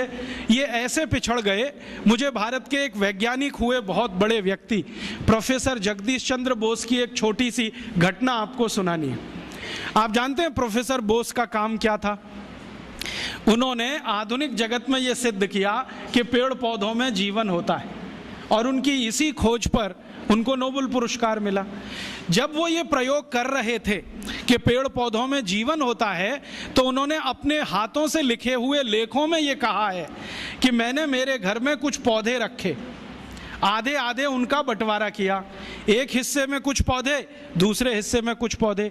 अब प्रोफेसर बोस क्या करते थे, सवेरे ही सवेरे सोकर उठें तो एक हिस्से के पौधों को जाकर गालियां देते थे, तुम नालायक हो, निकम्मे हो, नकारा हो, तुम्हारा रंग अच्छा नहीं, रूप अच्छा नहीं, तुम्हारे अंदर कोई गुण नहीं है, तुम ऐसे हो, तुम वैसे हो, सब गालियां देना। और दूसरी तरफ के जो पौधे थे उनको वो प्रशंसा करते थे, तुम बहुत अच्छे हो, बहुत सुंदर हो, तुम्हारे गुण बहुत अच्छे हैं, रूप रंग बहुत अच्छा है, तुम तो गुणों की खान हो, ऐसा ऐसा रोज बोलते थे। फिर प्रोफेसर साहब खुद अपने लेख में लिखते हैं 6 महीने तक उन्होंने ये किया और दोनों ही पौधों को पानी बराबर दिया, खाद बराबर दिया, समय पर सब कुछ दिया, लेकिन कुछ पौधों को गालियां दी और कुछ को प्रशंसा किया। 6 महीने के बाद परिणाम ये हुआ कि जिन पौधों को गालियां दी गई वो सब सूख गए, सब सूख गए, एक भी हरा नहीं बचा, और जिनकी प्रशंसा की वो 2 गुने से ज्यादा बड़े हो गए। तो प्रोफेसर साहब लिखते हैं कि ये पौधे भी गालियां और प्रशंसा को समझते हैं। अब इसको मैं समझाता हूं आज के हिसाब से। भारत को 300 साल अंग्रेजों ने गालियां दिया, तुम नालायक हो, निकम्मे हो, नकारा हो, तुम्हारी सभ्यता खराब है, संस्कृति खराब है, तुमको तो कपड़े पहनना भी नहीं आता, तुमको तो खाना खाना नहीं आता, तुमको सभ्यता का कोई रंच मात्र भी अंदाजा नहीं है, सभ्यता होती क्या है, विज्ञान नहीं जानते, टेक्नोलॉजी नहीं जानते, हम तुमको जो सिखा रहे हैं वही सही है। ये हम सुनते रहे सालों साल। भाई साहब, जब 6 महीने में पौधे सूख गए तो 300 साल में ये भारत भी सूख गया। और इस सूखे हुए भारत ने अपने आत्मसम्मान और स्वाभिमान को इतना गिरा दिया कि हम मानने लगे कि जो कुछ हमारा है वो सब बेकार है, दकियानूसी है, इसमें कोई तथ्य नहीं है, कोई विज्ञान सम्मत कुछ नहीं है, और जो यूरोप से आ रहा है वही अच्छा है, वही ताकतवर है। और ये इतना गहरा घुस गया कि हमारा डीएनए बदल गया, हमारा ब्लड बदल गया, शायद हार्मोन्स का बैलेंस चेंज हो गया, शायद बॉडी के केमिकल्स चेंज हो गए। और ये इतना गहरा घुसते घुसते आ गया हमारे देश के प्रथम प्रधानमंत्री पंडित नेहरू तक के अंदर जिन्होंने पब्लिकली कहा कि आयुर्वेद में क्या रखा है, इसको तो खड्डा खोद के जमीन में गाड़ देना चाहिए, जो कुछ है वो एलोपैथी में है। और उन्हीं के एक मानस पुत्र अभी बैठे हुए हैं मनमोहन सिंह, जो अभी लंदन गए थे, ऑक्सफोर्ड में भाषण करके आए और बोला कि हम तो अंग्रेजों के बहुत आभारी हैं जो वो भारत में आए, हमको चिकित्सा दिया, न्याय दिया, प्रशासन करना सिखाया, तकनीकी और विज्ञान का अंतर समझाया। ये मनमोहन सिंह का भाषण है ऑक्सफोर्ड यूनिवर्सिटी का पिछले साल का, जो लंदन के अखबारों में छपा और कई अखबारों ने टिप्पणियों गालियां देते रहे। हम भी सूख गए, और सूख गए तो अपनी विद्याओं के प्रति निराशा, अपने ज्ञान के प्रति अविश्वास, अपने अंदर आत्मविश्वास की कमी, ये सब हो गया इस देश में। और इसी के चक्कर में सब छूट गया, और वो ऐसा छूटा कि विदेशियों का शासन भी आ गया। उन्होंने क्या किया कि धन के प्रवाह की दिशा बदल दी। पहले भारत में जब अपना शासन रहा होगा तो सबसे ज़्यादा रिसर्च आयुर्वेद पे हुआ होगा, फिर अंग्रेज आए तो उन्होंने एलोपैथी को केंद्र बना दिया, और उस एलोपैथी पर ऐसे फंड्स उन्होंने लुटाना शुरू किया कि भारत के बजट का सबसे बड़ा हिस्सा एलोपैथी के हाथ में। आज भी मालूम है 2006 में भारत के बजट में चिकित्सा का जो कुल खर्चा है, एलोपैथी का खर्चा 98% है, और होम्योपैथी, बायोकेमिक, आयुर्वेद, यूनानी बाकी का 2%। जो इस देश की मूल चिकित्सा व्यवस्था थी उसको हमने अलग कर दिया और उसको वैकल्पिक चिकित्सा व्यवस्था कहना शुरू कर दिया। जो मूल चिकित्सा व्यवस्था थी वो ऑल्टरनेट हो गई, और जो ऑल्टरनेट होनी चाहिए थी वो सेंट्रलाइज्ड हो गई। और इस सेंट्रलाइजेशन में क्या हुआ, हमने इस देश में लाखों करोड़ों रुपए जो खर्च किए एलोपैथी के ऊपर, उसका प्रचार किया, या कहें तो दुष्प्रचार किया। वो दुष्प्रचार इतना घुस गया मानस में कि गांव का भी साधारण आदमी अब इंजेक्शन ही लगवाता है, उससे कम पे उसको संतोष नहीं आता। और जो डॉक्टर 8-10 गोलियां लिख दे तो वो बड़ा डॉक्टर है, और जो एक गोली से ठीक कर दे वो छोटा डॉक्टर है, और जो बिना गोली के ठीक कर दे वो तो मूर्ख है। जो आपको ये समझाए कि भैया ये बीमारी तुम्हारी जीवन शैली की गड़बड़ी से है, तुम जीवन शैली बदल लो, क्या फालतू बात करते हो, आप कोई डॉक्टर हो?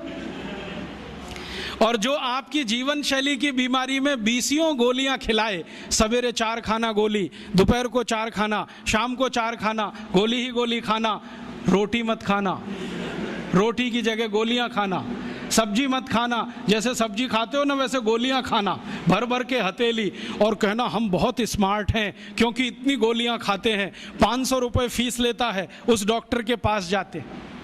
ये घुस गया, और ये घुस गया है, अब इसको निकालने की बात है। ये निकलेगा नहीं वायरस तब तक इस देश की चिकित्सा पद्धति वैकल्पिक रहेगी और बाहर से आई हुई मुख्य हो जाएगी। इस वायरस को निकालना है वो हम सबको। कैसे निकालें? पहले तो अपने ऊपर विश्वास करना सीखें कि हमारी चिकित्सा पद्धति में बहुत दम है। इसके दम के कुछ उदाहरण बताता हूँ। जो भगवान राम के भाई लक्ष्मण बेहोश हो गए और सुषेण ने जब नाड़ी देखी ये तो गया, अब बचने की कोई संभावना नहीं, तब हनुमान जी को कहा जाके लाओ जल्दी से, मैं कुछ देर तो जीवन बचा सकता हूं, बाकी आगे की गारंटी नहीं है। हनुमान जी गए, संजीवनी बूटी लेके आए, और सुषेण ने संजीवनी सूंघाई, खिलाई नहीं, सूंघाई, और लक्ष्मण जीवित हो गए। तो कोई तो है दम भाई, ऐसा तो नहीं है सूंघने मात्र से वो जीवित हो गए। हम तो ये महाभारत की कहानी देखते हैं, युद्ध चला है, और आप जानते हैं भयंकर युद्ध चला है। भारत के पिछले हजारों साल के इतिहास में सबसे भयंकर युद्ध हुआ है तो महाभारत का युद्ध हुआ है, जिसमें थोड़े बहुत नहीं लाखों लोग मारे गए। लेकिन उस युद्ध में बार बार हमें ये पता चलता है कि सवेरे से शाम तक युद्ध होता है, रात को सभी पालों के वैद्य अपने अपने घायल सैनिकों के घावों पर मरहम लगा रहे हैं, लेपन कर रहे हैं, और अगले दिन वो फिर युद्ध के लिए तैयार हो रहे हैं। ऐसी कौन सी चिकित्सा पद्धति दुनिया में है जो 12 घंटे में आदमी को लड़ने के लिए तैयार कर दे? और महाभारत की ऐसी एक नहीं सैकड़ों कहानियां, उसमें से तो एक कहानी मैं बताता हूं। कौरवों की कहानी जानते हो? 100 थे, एक माता के 100 पुत्र कैसे हो गए? एक माता के 100 पुत्र कैसे हो गए? और अद्भुत बात जो समझने की है, वो 100 के 100 सभी पुत्र एक जैसे, ऊंचाई में एक जैसे, चौड़ाई में एक जैसे, लंबाई सबकी बराबर, हाथों की लंबाई बराबर, शरीर सबका एक जैसा, चेहरा सबका एक जैसा। बड़ा मुश्किल पहचानना। तो ये तो भाई कोई क्लोनिंग हुआ हो तभी संभव है, वरना कैसे संभव है? अभी तो हम प्राकृतिक तरीके से जानते हैं कि 2 ट्विंस भी पैदा हो जाएं तो एक जैसे नहीं होते, लेकिन कौरव तो सबके सब एक जैसे। तो शायद उस समय कोई बड़े महान चिकित्सक रहे हों जिन्होंने गांधारी के रक्त में से कुछ निकालकर क्लोन कर दिया हो, या उनके गर्भाशय से कुछ निकालकर क्लोन किया हो, उसमें से ये कौरव पैदा हुए हों। तो ये क्लोनिंग की टेक्नोलॉजी तो 5000 साल पहले इस देश में थी। यूरोप तो अभी जान रहा है इसको, और यूरोप अभी तक भेड़ बकरियों पर प्रयोग कर रहा है। यहां तो आदमियों पर प्रयोग 5000 साल पहले हुआ। तो कोई तो दम होगा इसमें। हमारे सुश्रुत संहिता को आप जानते ही हैं, आप में से शायद किसी ने पढ़ा होगा, नहीं पढ़ा तो जरूर पढ़िए। सुश्रुत संहिता में बहुत साल से पढ़ता रहता हूं। हालांकि मेरा विषय तो इलेक्ट्रॉनिक्स है, लेकिन मुझे इसमें इंटरेस्ट है। जब जब मैं सुश्रुत संहिता पढ़ता हूँ, माइक्रो लेवल पे जब जाओ तो इतने तरह के उपकरणों के वर्णन उसमें हैं, इतने तरह के उपकरणों के वर्णन है सर्जरी करने के लिए, क्या आश्चर्य होता है। अगर सुश्रुत संहिता से एक एक उपकरण को निकालकर लिस्ट बना दी जाए तो आज के आधुनिक सर्जरी में जितने उपकरण हैं उससे कम नहीं है। और उन उपकरणों को बनाने के लिए जो इस्तेमाल होने वाला मेटल है, फौलाद कहिए, वो सिर्फ आयरन नहीं है, ऐसा मेटल इस्तेमाल है जिसमें 7 धातुएं हैं ताकि उसमें जंग न लगे। और आज के जितने भी अच्छे से अच्छे सर्जरी के उपकरण भारत में हैं, सभी में जंग लगती है, लेकिन सुश्रुत के उपकरणों में जंग नहीं है। तो इतने तरह के उपकरण उस जमाने में बनते थे। सुश्रुत का समय तो कोई आज का नहीं है, कम से कम 3500 साल का है। उस समय अगर ऐसे उपकरण बनते थे तो कोई तो दम होगा इस देश की चिकित्सा व्यवस्था में, ऐसे तो नहीं है। जब यूरोप में और अमेरिका में शरीर की नस काटकर रक्त बहा दो, यही चिकित्सा है, उस समय इस देश में सुश्रुत की राइनोप्लास्टी रही। आपको मालूम है, राइनोप्लास्टी भारत ने दुनिया को सिखाया है। और राइनोप्लास्टी के भारत में 1500 से ज्यादा केंद्र थे अंग्रेजों की ईस्ट इंडिया कंपनी के आने के पहले तक। उनके स्थान और पूरे वर्णन मेरे पास है और अंग्रेजों के दस्तावेज में से निकाले हुए हैं। भारत में सबसे बड़ा राइनोप्लास्टी का केंद्र था कांगड़ा। कांगड़ा कहाँ है? शिमला के आगे, हिमाचल में। और कांगड़ा और उसके आसपास में 700 केंद्र थे जो राइनोप्लास्टी सिखाते थे। दक्षिण में जबरदस्त केंद्र थे राइनोप्लास्टी के। मैसूर स्टेट है ना, मैसूर स्टेट में 150 से ज्यादा केंद्र थे आज से 200 साल पहले।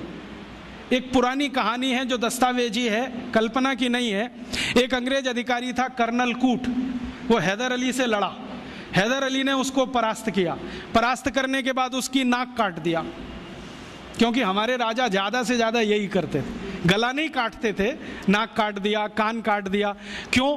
क्योंकि नाक कटना ही बहुत बड़ी बदनामी होती थी। तो नाक काट दिया उसका। कटी हुई नाक लेके वो भागा कर्नल कूट। वो खुद अपनी डायरी में लिख रहा है कि जब मैं युद्ध में हार गया, हैदर अली ने मुझे नाक काट दी, हाथ में लेकर मैं भागा। और हैदर अली की सीमा खत्म हुई मैसूर राज्य की, तो बेलगाम नाम का एक गांव आया। वहां पर एक वैद्य ने मेरी सर्जरी की। 21 दिन मुझे अपने घर में रखा, सर्जरी करके लेपन लगाया, मेरी नाक जोड़ दिया। और आज मैं पार्लियामेंट के सामने कह रहा हूं कि भारत के वैद्यों को इतना ज्ञान है, वो ये सब कर सकते हैं। इसलिए हमें भारत में अपने अपने लोगों को भेजकर ये विद्या सीखनी चाहिए। ये उसका भाषण है हाउस ऑफ कॉमन्स। तो कर्नल कूट के इस भाषण को सुनने के बाद अंग्रेजी सरकार ने तय किया चलो कुछ लोगों को भेजो। तो अंग्रेज आए, उन्होंने यहाँ सर्जरी सीखना शुरू किया। और जो अंग्रेजों ने सर्जरी सीखा है वो लिख रहे हैं कि जो जातियाँ भारत में सर्जरी में मास्टर थी वो सब नाई थे। नाई समझते हैं? बाल काटने वाले, ये सब सर्जन थे 200 साल पहले। हाँ, सब सर्जन थे 200 साल। अब जरा सोचो कि नाई अगर सर्जन रहे हों तो वो पिछड़ी जाति कैसे हुई? अंग्रेजों ने उनको 1881 के सर्वे में पिछड़ी जाति घोषित किया। उसके पहले इस देश में नाई कभी भी पिछड़ी जाति में नहीं थे। 1881 में सेंसस हुआ सबसे पहला, और आज तक वो चल रहा है, हर 10 साल में होता है जनसंख्या का गणना। अंग्रेजों ने पहली गणना में नाइयों को पिछड़ा वर्ग में डाल दिया। और एक अंग्रेज कहता है कि ये अच्छा ही है, क्योंकि ये विद्या में इतने ऊंचे हैं, अगर इनको नीचे नहीं लाओगे ये गुलामी कभी स्वीकार नहीं करेंगे। और आज हमारी सरकार भी उनको पिछड़ा ही कहती है। उनके हाथ में इतना हुनर है, उंगलियों में इतनी फ्लेक्सिबिलिटी है। वो आप देखते हैं ना, बाल काटते समय वो गर्दन भी काट सकते हैं, सोचो ना। और इतनी सफाई से उस तरह चलाते हैं, उस तरह से वो किसी ट्यूमर को भी काट के निकाल सकते हैं। ये सब बहुत बड़े सर्जन रहे। और आज से 200 साल पहले के दस्तावेज बताते हैं कि कांगड़ा और उसके आसपास, कुर्ग और उसके आसपास, मैसूर और उसके आसपास जितने सर्जरी सिखाने वाले केंद्र थे, उन सबके आचार्य नाई ही थे जातियों। ये सब सर्जन थे। और इन्होंने जो सर्जरी सिखाई है वो हिंदुस्तान के गांव-गांव फैलाई। फिर अंग्रेजों ने क्या किया, ये जो सर्जरी सिखाने वाले केंद्र थे इन सबको गैर कानूनी घोषित कर दिया। एक कानून बनाया जिसका दुर्भाग्य से नाम है इंडियन एजुकेशन एक्ट। उसमें इंडियन कुछ भी नहीं है, नाम उसका इंडियन एजुकेशन एक्ट। उस कानून में उन्होंने ये तय किया कि भारतीय विद्याओं को सिखाने वाले जितने भी केंद्र हैं वो सब गैर कानूनी हैं। तो उन पे ताले डलवाए गए, नहीं डाले तो मरवाया गया, उनको आग लगवाई गई, कितने लोगों को जिंदा जला दिया। वो कहानी सुने तो आपकी आंखों से आंसू निकल आए। ये अत्याचार 100 साल हुआ, उसमें ये विद्या खत्म हो गई। और फिर बेईमान अंग्रेजों ने क्या किया कि यहाँ से सर्जरी सीखा और उनके अपने रिकॉर्ड्स में वो सब है। हिंदुस्तान को ये बताया कि देखो हम तुम्हें वापस सिखा रहे हैं। और यहाँ से सर्जरी सीखकर जो डॉक्टर बने लंदन में, उन्होंने fellow of the royal society की स्थापना की, जिसमें डिग्री लेने के लिए आज हमारे डॉक्टर जा रहे हैं।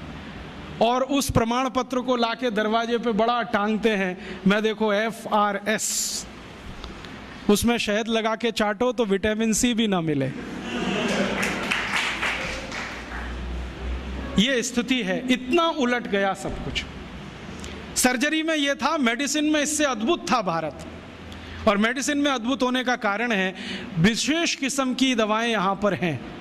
ऐसी ऐसी अद्भुत दवाएं हैं जो आप कल्पना नहीं करें, काम ना करे आपकी कल्पना। मैं आज भी ऐसे बहुत वैद्यों को जानता हूं जिनके पास कोई फॉर्मल एजुकेशन नहीं है, जो स्कूल कॉलेज में भी नहीं गए हैं। आपकी नाड़ी अगर पकड़ ली तो बता देंगे 7 दिन पहले से क्या क्या खा रहे हैं आप। और ज़्यादा दूर नहीं है, इसी जयपुर शहर में उनका कोई फॉर्मल एजुकेशन नहीं है। वो सिर्फ नारी पकड़ते हैं। मैं गया हूँ 2 बार, वो 7 दिन पहले का मुझे बता दिया, पिछले रविवार को ये खाया, सोमवार को ये खाया, मंगल को ये खाया, बुध को ये खाया। ये भाई कौन सा विज्ञान है?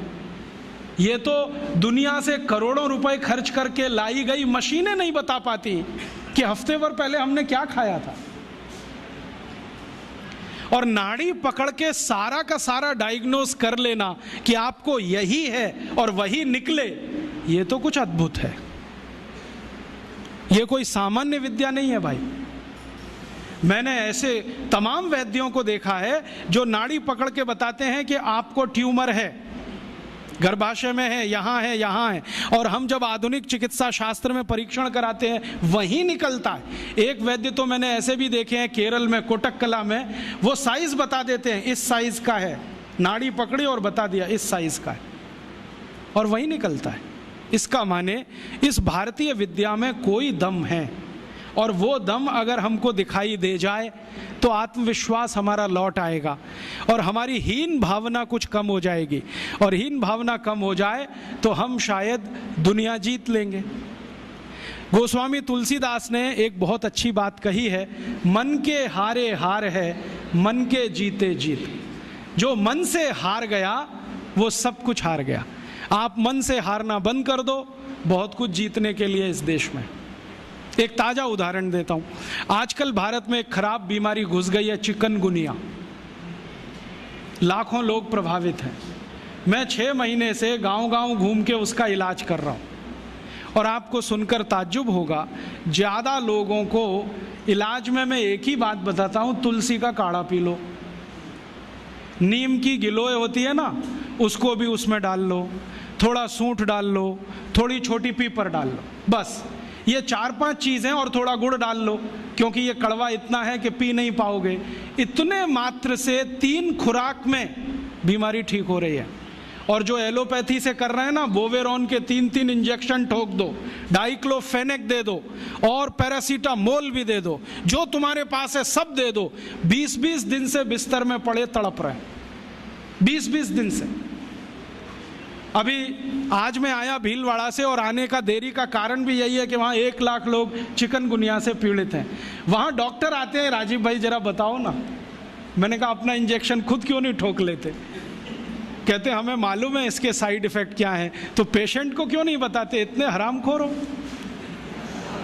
तुम्हें मालूम है कि इसका साइड इफेक्ट क्या है? वोवेरॉन लगाएंगे तो क्या होने वाला है? मुंह में छाले हो जाएंगे, गले में छाले हो जाएंगे, अल्सर भी हो सकता है। तुम जानते हो, फिर पेशेंट को क्यों नहीं बताते? ये हरामखोरी तुम में कहां से आ गई? अपने को इंजेक्शन ठोकोगे नहीं, उसको ठोकते जाओ। तुम्हें मालूम नहीं है ठीक नहीं होगा, फिर पैरासीटामोल देते जाओ, डाइक्लोफेनेक देते जाओ, नोवलजिन के इंजेक्शन लगाते जाओ। और दुर्भाग्य से एलोपैथी ने ये सब नाम 20 साल पहले बैन कर दिए। वो कहते हैं डाइक्लोफेनेक खराब है, पैरासीटामोल तो और भी खराब है, नोवलजिन तो 1984 से बैन है यूरोप में और अमेरिका में। वही इंजेक्शन यहाँ ठोक रहे हैं लगातार। दुष्परिणाम है कि मरीज ठीक ही नहीं हो रहे। और मैं आपको मेरा अपना तजुर्बा बताता हूँ। आप में से कुछ विद्यार्थी होम्योपैथी के हैं। आप जानते हैं कि होम्योपैथी की बहुत सारी दवाएं आयुर्वेद से ही निकली। तुलसी है ना, उसी से ओसीमम है। ओसीमम की 3-3 खुराक देके कर्नाटक में 70,000 रोगियों को चलता कर दिया। और वो 20-20 दिन से एलोपैथी खा रहे थे, रिजल्ट नहीं आ रहा है। ओसीमम 200 की 3 खुराक सफिशिएंट। और आदमी 20 दिन से तड़प रहा है बिस्तर में, न नींद आ रही है, न चैन मिल रहा है, इतनी उल्टियां हो रही हैं, बुखार उतर नहीं रहा है, सब तकलीफ है। 3 डोज दो, खत्म कहानी। मैंने उसको फिर कुछ जरूरत ही नहीं। और फिर आज स्थिति यह है कि कर्नाटक सरकार ने हमारे ये कैंपों के रिजल्ट देखने के बाद अपने डायरेक्टर्स और जॉइंट डायरेक्टर सबको लाइन से लगा दिया, जाओ राजीव दीक्षित के पास, सीखो उससे वो क्या दे रहा है और रिजल्ट क्यों आ रहे हैं। हमने 70,000 पेशेंट को दवा दी, 6 मरे, और उन्होंने 1,22,000 को दी, उसमें से मुश्किल से 6 बचे। ये कर्नाटक का हाल है। कर्नाटक में चिकनगुनिया इतना बुरी तरह से फैला है, कोई गांव नहीं बचा जहां चिकनगुनिया ना हो। मेरी तो स्थिति यह है कि कार्यकर्ता कम पड़ गए, डॉक्टर कम पड़ गए। अगर मेरे पास 1,000-2,000 डॉक्टर होते तो हम कर्नाटक के उन लाखों लोगों को बचा लेते जो मर गए पिछले 6 महीने। महाराष्ट्र में भी यही है। रिजल्ट मिलते हैं उन दवाओं से, तो भरोसा क्यों नहीं करें उनके ऊपर? ओसीमम तो तुलसी में से ही बनी है भाई, और तो क्या है, डाइल्यूशन फॉर्म में है, बस इतना ही तो है। और तुलसी का काढ़ा समझ लो मदर टिंचर फॉर्म है उसका। तो काढ़ा दे दो तो समझ लो मदर टिंचर दे दिया, और पोटेंसी में दिया तो डाइल्यूट करके दिया। और आप जानते हैं कि ये आयुर्वेद का ही सिद्धांत है कि औषधि की मात्रा जितनी कम रखो, असर उतना ही अधिक है। होम्योपैथी तो इसी पे काम करती है। तो अपने विज्ञान में दम तो है, अपनी विद्या में दम तो है, बस इसका प्रचार करने की बात है। प्रचार कौन करेगा? आप करेंगे। और इसका सबसे सरल तरीका है walk walk walk and talk talk talk. सबसे सरल तरीका। अगर आप इसका अपनी विद्याओं का प्रचार करना चाहते हैं, सरकार तो करेगी नहीं, क्योंकि वो एलोपैथी के चंगुल में फंसी है। हमारी सरकार के 2 मंत्रियों का तो मेरा तजुर्बा है पिछले 6 साल में। जब जब मैं उनके पास गया स्वास्थ्य मंत्री को मिलने के लिए, वो कहते राजीव भाई ये सब हमको समझता है, कर कुछ नहीं सकते, क्योंकि ऐसा जकड़ के रख लिया है। तो मैंने कहा इसमें आग तो लगा सकते हो, आग ही लगा दो, हनुमान जी की तरह से रावण की लंका एक बार जल जाए, कम से कम कहानी तो खत्म हो जाए। तो कहते हैं उतनी हिम्मत अभी तक नहीं आई है, आ जाएगी तो वो भी लगा देंगे। तो उनमें तो आने से रही, क्योंकि वो तो फंसे हैं अपने स्वार्थ में। आप इसको तैयारी करो, एक ना एक दिन ये विदेश से आई हुई चिकित्सा पद्धति के तंत्र को ऐसे ही उखाड़ के फेंकना है जैसे ईस्ट इंडिया कंपनी को उखाड़ के फेंका था हमने तो। क्योंकि ये जो विदेशी चिकित्सा पद्धति है इसमें कोई दम नहीं। मेरी आजकल दोस्ती हुई है अमेरिका के एक डॉक्टर से, उसका नाम है डीन ऑर्निश। मैं कभी मेल करता हूं, वो कभी मुझे मेल करता है। थोड़े दिन पहले उसने कहा कि आपकी एक बात से मैं सहमत हूं कि एलोपैथी में कोई दवा नहीं है, कोई औषधि नहीं है, जो भी है जहर है, आप ले लो।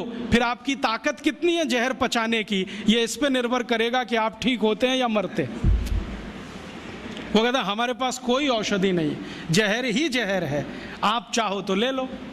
तो मैंने कहा आपको ये बताया किसने? क्योंकि ये ज्ञान तो कोई आयुर्वेद का ज्ञाता ही दे सकता है। तो उसने कहा कि ये ज्ञान मुझे स्वामी शिवानंद से मिला। शिवानंद जी का नाम आप जानते हैं? महान तपस्वी, महान योगी, जिन्होंने भारत छोड़ दुनिया भर में आयुर्वेद के प्रचार के लिए काम किया, योग और प्राणायाम के लिए प्रचार का काम किया। उनसे सीखा डीन ऑर्निश ने। अब डीन ऑर्निश क्या कहता है? वो कहता है कि भारत की चिकित्सा पद्धति में इतना दम है कि लौकी के रस से हार्ट अटैक या कार्डियक अरेस्ट या ब्लॉकेज को रिवर्स किया जा सकता है, सिर्फ लौकी के रस से। और वो क्या करता है, अमेरिका कनाडा में शिविर लेता है, 500-500 रोगियों को बुलाता है, स्त्री और पुरुष सबको, और एक ही बात बताता है, लौकी का रस पियो। अब लौकी तो होती नहीं वहाँ, क्योंकि लौकी जो है ना ठंडे देश में हो नहीं सकती, तो लौकी यहाँ से जाती है। एक बार मैंने उसको ईमेल करके पूछा, भाई आप लौकी कहाँ से मंगाते हैं? तो उसने कहा भारत से। भारत में कहाँ से? उसने कहा हैदराबाद के पास कोई गांव है, वहाँ के कुछ किसानों से मैंने कॉन्ट्रैक्ट साइन किया है, वो रोज लौकी बनाते हैं, माने उगाते हैं। फिर हैदराबाद एयरपोर्ट से सवेरे की पहली फ्लाइट उड़ती है 3:30 बजे, उसमें लौकियाँ भर के जाती है। तो मैं गया वो गाँव देखने के लिए, तो वहाँ कुछ किसान हैं जिन्होंने उससे डील किया हुआ है, उनकी पूरे खेत में लौकी ही लौकी लगा रखी है, और उन्होंने गाय रखी हुई है, गाय का गोबर ही डालते हैं। क्योंकि डीन ऑर्निश कहता है कि जो यूरिया का डाला तो लौकी काम ही नहीं आती, हाँ रिवर्सल नहीं होता, तो गाय के गोबर से लौकी बनाते हैं। और जो एक लौकी भारत में तो मुश्किल से 2 रुपए की बिकती हो, वो किसान डीन ऑर्निश को 60-65 रुपए में एक लौकी बेचते हैं। डीन ऑर्निश कहता है मुझे घाटा नहीं है, क्योंकि ये मैं $50 में बेचता हूँ। $50 माने 50 गुणा 45, एक लौकी बेचता है। और करोड़ों करोड़ों अमरीकी और कनेडियन और यूरोप वासी उसकी लौकी का रस पी पी के ठीक हो रहे हैं। आते हैं, थोड़ा योग सिखा देता है, वो 1-2 चीज़ें जानता है, ज़्यादा उसको नहीं आती, अनुलोम विलोम सिखाता है वो, क्योंकि शिवानंद जी ने उसको कुछ सिखाया होगा। थोड़ा अनुलोम विलोम सिखाता है, थोड़ा भस्त्रिका करा देता है, लौकी का रस पिलवाता है और उसको ठीक कर रहा है। अब उसने किताब लिख मारी, देखो कैसे बेईमान लोग हैं, किताब लिख मारी और दुनिया में अथॉरिटी हो गया। डीन ऑर्निश लौकी पर अथॉरिटी हो गया, सारी दुनिया मानती है कि ये लौकी का विशेषज्ञ है। लेकिन दुनिया जानती नहीं है कि विशेषज्ञ तो स्वामी शिवानंद थे, जो उसको फोकट में ये सिखा गए, अब उसने इसको धंधा बना दिया। और ये डीन ऑर्निश अकेला नहीं है, यूरोप और अमेरिका में अब बहुत डॉक्टर ऐसे हैं जो ये कहते हैं बैक टू द नेचर, हमारे पास दवा नहीं है, हमारे पास औषधि नहीं है। जो है तो प्रकृति में है, पेड़ पौधों में है, जड़ी बूटियों में है, वो वहाँ लौट रहे हैं और आने वाला समय उन्हीं का है। जर्मनी की सरकार एक यूनिवर्सिटी बनाने जा रही है $100 अरब के खर्चे से, जो सिर्फ आयुर्वेद पे ही काम करे। अमेरिका की सरकार अरबों डॉलर इन्वेस्ट कर रही है, क्योंकि अमेरिका की सरकार जानती है 20 साल के बाद यही चलने वाला है, तो धड़ाधड़ पेटेंट ले रहे हैं। हल्दी पे ले लो, इस पे ले लो, इस पे ले लो, और हम अभी भी गहरी नींद में सो रहे हैं। अगर दम नहीं होता हल्दी में, तो अमेरिकी सरकार ने 33 पेटेंट कैसे ले लिए? दम नहीं होता काली मिर्च में, तो वहाँ 22 पेटेंट हैं काली मिर्च पर। और सबसे लेटेस्ट पेटेंट पता है काली मिर्च का क्या है? कि इसको चूसो तो खांसी ठीक हो जाती है। अमेरिका ने इस पे पेटेंट किया हुआ है कि काली मिर्च को चूसने मात्र से खांसी ठीक हो जाती है। ये तो हमारे देश में लाखों माताएं बहनें रोज करती हैं, सब जानते हैं कि काली मिर्च को चूसो तो खांसी ठीक हो जाती है। उन्होंने पेटेंट करा लिया इस पे, हमें मालूम ही नहीं है। अब तो गोमूत्र पर पेटेंट करा ले रहे हैं वो तो लूट रहे हैं हमारी संपत्ति को। हम सो रहे हैं अभी भी कुंभकर्ण की नींद में। तो मैं आपसे कहने आया, जागो, इस भारतीय चिकित्सा व्यवस्था का प्रचार करो, और इतना प्रचार करो कि ये एलोपैथी बह जाए यहाँ से, क्योंकि हमें ये चाहिए नहीं और इसकी हमें आवश्यकता भी नहीं है। बहुत लोग कहते हैं जी कुछ तो आवश्यकता है, कहाँ? सर्जरी में। तो हम सर्जरी अपनी लाएंगे, यूरोप वाली सर्जरी में क्यों जाएंगे? हमारे यहाँ जो सर्जरी होती थी 200 साल पहले, उसको रिवाइव करेंगे, उसके स्कूल खोलेंगे, उसके कॉलेज खोलेंगे। कहीं ना कहीं गांव में कोई ना कोई विशेषज्ञ मिलेगा, उसको गुरु बनाएंगे, उससे सीखेंगे, वो आगे सिखाएगा सबको। तो हम तो अपनी चीज़ें पे जाएं, उनका भरोसा करें, उनको प्रचारित करें और इनको आगे बढ़ाएं। ये ताकत आप सब में है, बस आप एक बार संकल्प लेके काम करो। और संकल्प लेके काम कैसे करें? आप बोलोगे जी अपने पास तो समय नहीं है। समय तो आप सबके पास है, लेकिन समय का नियोजन नहीं है। हमारे पास बहुत समय है जो हम टीवी के सामने बर्बाद करते हैं, सास भी कभी बहू थी देखने में, जिसमें कुछ भी आयुर्वेदिक नहीं है। हाँ, उसमें एक ही कहानी है, किसी की पत्नी किसी के पति के साथ भाग गई, किसी का पति किसी दूसरी की पत्नी के साथ भाग लिया, कोई पुरुष 3 महिलाओं के चक्कर में, कोई महिला 3 पुरुष के चक्कर में। क्यों समय टाइम बेकार कर रहे हो भाई? ये सास भी कभी बहू थी बिल क्लिंटन को देखने की चीज़ है, क्योंकि वो एक्स्ट्रा मैरिटल अफेयर्स का चैंपियन रहा है। वो देखे तो समझ में आता है, हम क्यों इसमें समय खराब करें? तो ये टीवी में फालतू समय जाता है, इसको बचा लो। और सिनेमा में जाता है वो और ज़्यादा बचा लो, क्योंकि सिनेमा में कोई मनोरंजन नहीं है। अब ये क्या मनोरंजन है? एक हीरो एक हीरोइन शुरू में अलग हो जाएंगे, अंत में मिल जाएंगे, बीच में विलेन आएगा, थोड़ी देर डिशुम डिशुम, कहानी खत्म। क्या है मनोरंजन? फिर उसमें कोई हीरो आएगा, 25 मंजिल की इमारत पे चढ़ेगा, कूदेगा, और पेंट भी नहीं फटेगी उसकी, 25 मंजिल से कूदेगा। फिर एक हीरो आएगा, मोटरसाइकिल लेके चलेगा, दीवार तोड़ के निकलेगा, सिर नहीं फटेगा, दीवार फट जाएगी। फिर एक हीरो आएगा, डिशुम डिशुम करेगा, 1 मिनट में 20 गुंडों को मारेगा। अब ये हीरो इतने ही ताकतवर हैं, तो सरकार ने ट्रक भर भर के कारगिल युद्ध में क्यों नहीं भेज दिया इन सभी? भैया ये हीरो नहीं है, सब जीरो हैं। मालूम है, ये सब दाऊद इब्राहिम के चेले हैं। आपको मालूम है सीबीआई इंक्वायरी चल रही है, एक एक की कलई खुल रही है। पता चला वो दाऊद इब्राहिम के घर में जाके नाच के आते हैं, दाऊद इब्राहिम के दिए गए पैसे से फिल्में बनाते हैं। और दाऊद इब्राहिम इस समय मोस्ट वांटेड क्रिमिनल है, जिसको पुलिस गिरफ्तार करना चाहती है, क्योंकि बम ब्लास्ट सबसे ज़्यादा वो ही कराता है। उस दाऊद इब्राहिम के पैसे पे नाच गाना करने वाले ये नचनिए गवनिए, ये हमारी ज़िंदगी का करोड़ों घंटे खा जाएं, तो ये हमारी मूर्खता है। अपनी इस मूर्खता से थोड़ा बाहर आओ, फालतू में ये समय बर्बाद मत करो। क्योंकि विद्यार्थी जीवन में मैं बहुत सुना करता था, टाइम इज़ मनी, और इसको आप खर्च कर रहे हो, और आप जानते हैं गया हुआ समय वापस नहीं आएगा। तो ये फालतू समय सिनेमा में, टीवी में जो बर्बाद कर रहे हो, इसको भारतीय चिकित्सा पद्धति के प्रचार में लगाओ। अब आप बोलोगे जी प्रचार कैसे होगा? तरीके मैं बताता हूँ। आप छोटी छोटी टीम बनाओ, ग्रुप बनाओ। आप तो थोड़ा होम्योपैथी जानते हो ना, तो होम्योपैथी में ऐसी बहुत दवाएं हैं जिनको सेलेक्ट करो जिनका बेस आयुर्वेद का है, और खासकर ऐसी बहुत दवाएं हैं जो 100% वेजिटेरियन है, माने फूल पौधे पत्ती से बनी हुई है ना, उनकी एक सूची बनाओ। इन्हीं दवाओं का उपयोग करो। नोजोड्स में जाओ ही मत, जरूरत नहीं है उसकी। मैं होम्योपैथी पढ़ाई करके नहीं, पढ़ पढ़ के सीखा, और मैंने ये तय कर लिया कि जिंदगी में कभी नोजोड्स का इस्तेमाल नहीं करूंगा, कितना भी सीरियस पेशेंट आए। और आपको सुनकर आश्चर्य होगा, मैक्सिमम सीरियस पेशेंट्स को मैं बेलाडोना से ठीक कर लेता हूं।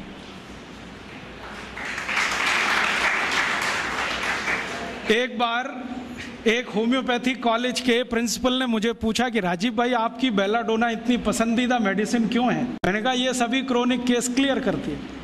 कैसे करती है? मैंने कहा ध्यान से देखो तो बहुत सारे पेशेंट में बेलाडोना ही निकलती है। हम ध्यान नहीं देते इसलिए इधर उधर भटकते रहते हैं। जब अकेली बेलाडोना इतने काम कर सकती है तो काय को ऐसी मेडिसिन में जाना जो अपनी चरित्र से, प्रकृति से, स्वभाव से मेल नहीं खाती। भारत में जानते हैं मैक्सिमम लोग शाकाहारी हैं, तो स्वभाव हमारा शाकाहारी पने का है, तो दवाएं भी वही सेलेक्ट कर लो जो शाकाहारी हैं। इन दवाओं की सूची बना लो और इनको लेके गांव-गांव जाओ। रविवार में जब छुट्टी होती है 2-3 घंटे के चिकित्सा शिविर लगाओ। पहले उनको थोड़ा चिकित्सा का ज्ञान दो। हमारे देश में अब मुझे ये समझ में आने लगा है कि किसी भी भारतीय नागरिक को चिकित्सा सुविधा की जरूरत नहीं है, चिकित्सकीय ज्ञान की जरूरत है। हेल्थ फैसिलिटीज नहीं चाहिए, नॉलेज चाहिए। नॉलेज की बहुत कमी, और इतनी कमी है कि पढ़े लिखे लोग उससे ज़्यादा पीड़ित हैं। छोटी छोटी बातें नहीं जानते। पानी को उबाल के पीना ये इतनी छोटी सी बात है, लेकिन आज के समय की बीमारियों में सबसे इफ़ेक्टिव है, खासकर 3 महीने की ये जो। तो आप उनको बता दो भैया पानी उबाल के पियो, उबाल के पानी पीने से क्या होता है वो समझा दो उनको, 10 मिनट में समझ में आ जाएगा।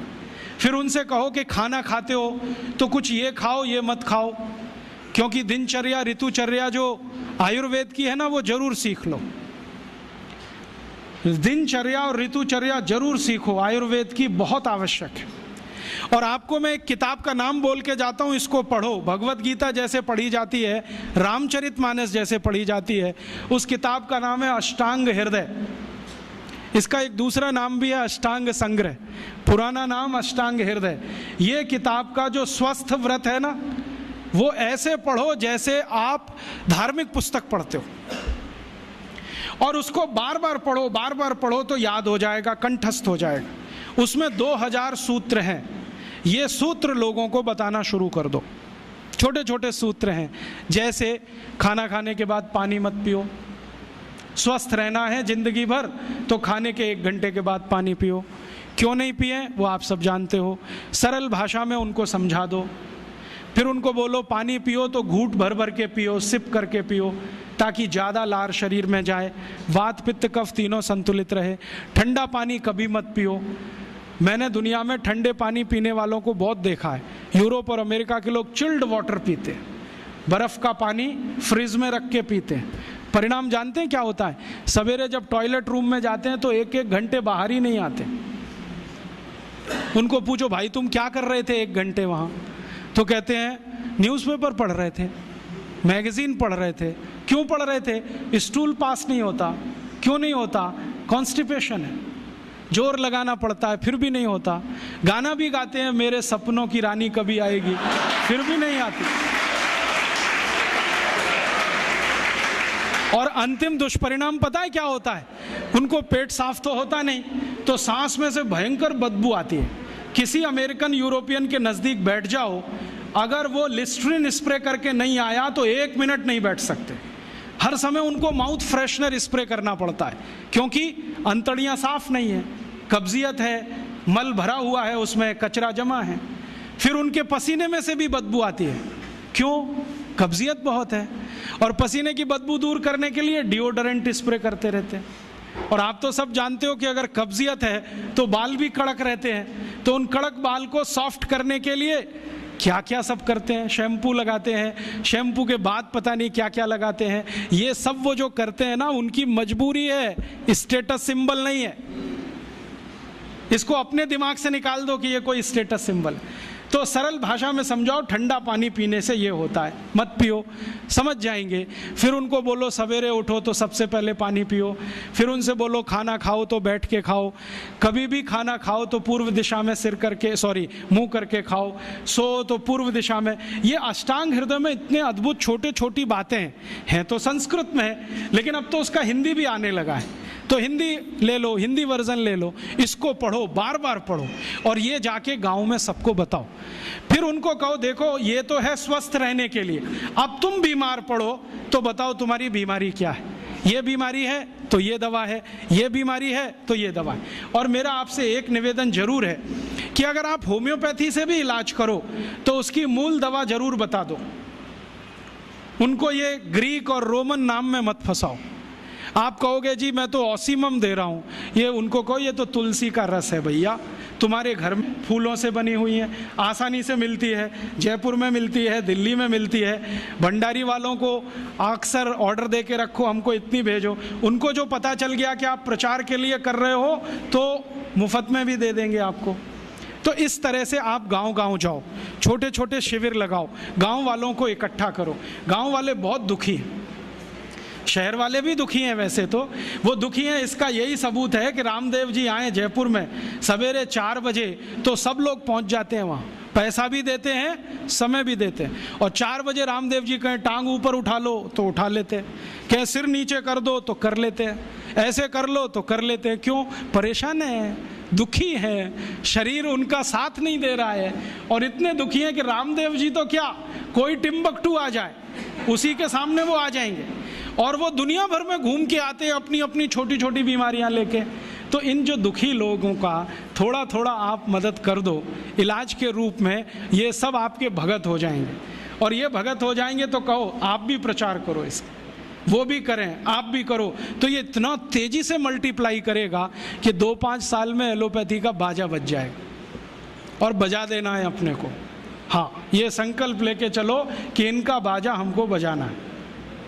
मैं बहुत जल्दी एक टीवी चैनल शुरू करने जा रहा हूँ एलोपैथी का बाजा बजाने के लिए। इनकी सब पोल खोलनी है मुझे, हाँ, इनकी इतनी पोल हैं मेरे पास, कम से कम 1,500 से ज़्यादा डॉक्यूमेंट्स हैं जो एलोपैथी के गंदेपन को सिद्ध करने वाले, इनकी निकृष्टता को सिद्ध करने वाले, ये कितने अनसाइंटिफिक हैं वो बताने वाले हैं, कितने डॉगमेटिक हैं वो बताने वाले हैं। मेरे पास ऐसे बहुत इंटरव्यूज हैं बड़े बड़े डॉक्टरों के, वो कहते हैं कि हम कोई डायग्नोसिस नहीं करते, तीर मारते, लग गया तो ठीक, नहीं तो तुक्का। और वो कहते हैं हम तो एक ही सिद्धांत पे काम करते हैं, ट्रायल एंड एरर, देते जाओ गलतियां करते जाओ, देते जाओ गलती, भले मर जाए पेशेंट उसमें। हमारे पास तो कम से कम ये नहीं है ट्रायल एंड एरर वाला। हम तो जानते हैं कि तुलसी है तो उसके ये गुण हैं तो ये रिजल्ट आना ही चाहिए, मेथी है तो उसके ये गुण हैं तो ये रिजल्ट आना ही चाहिए।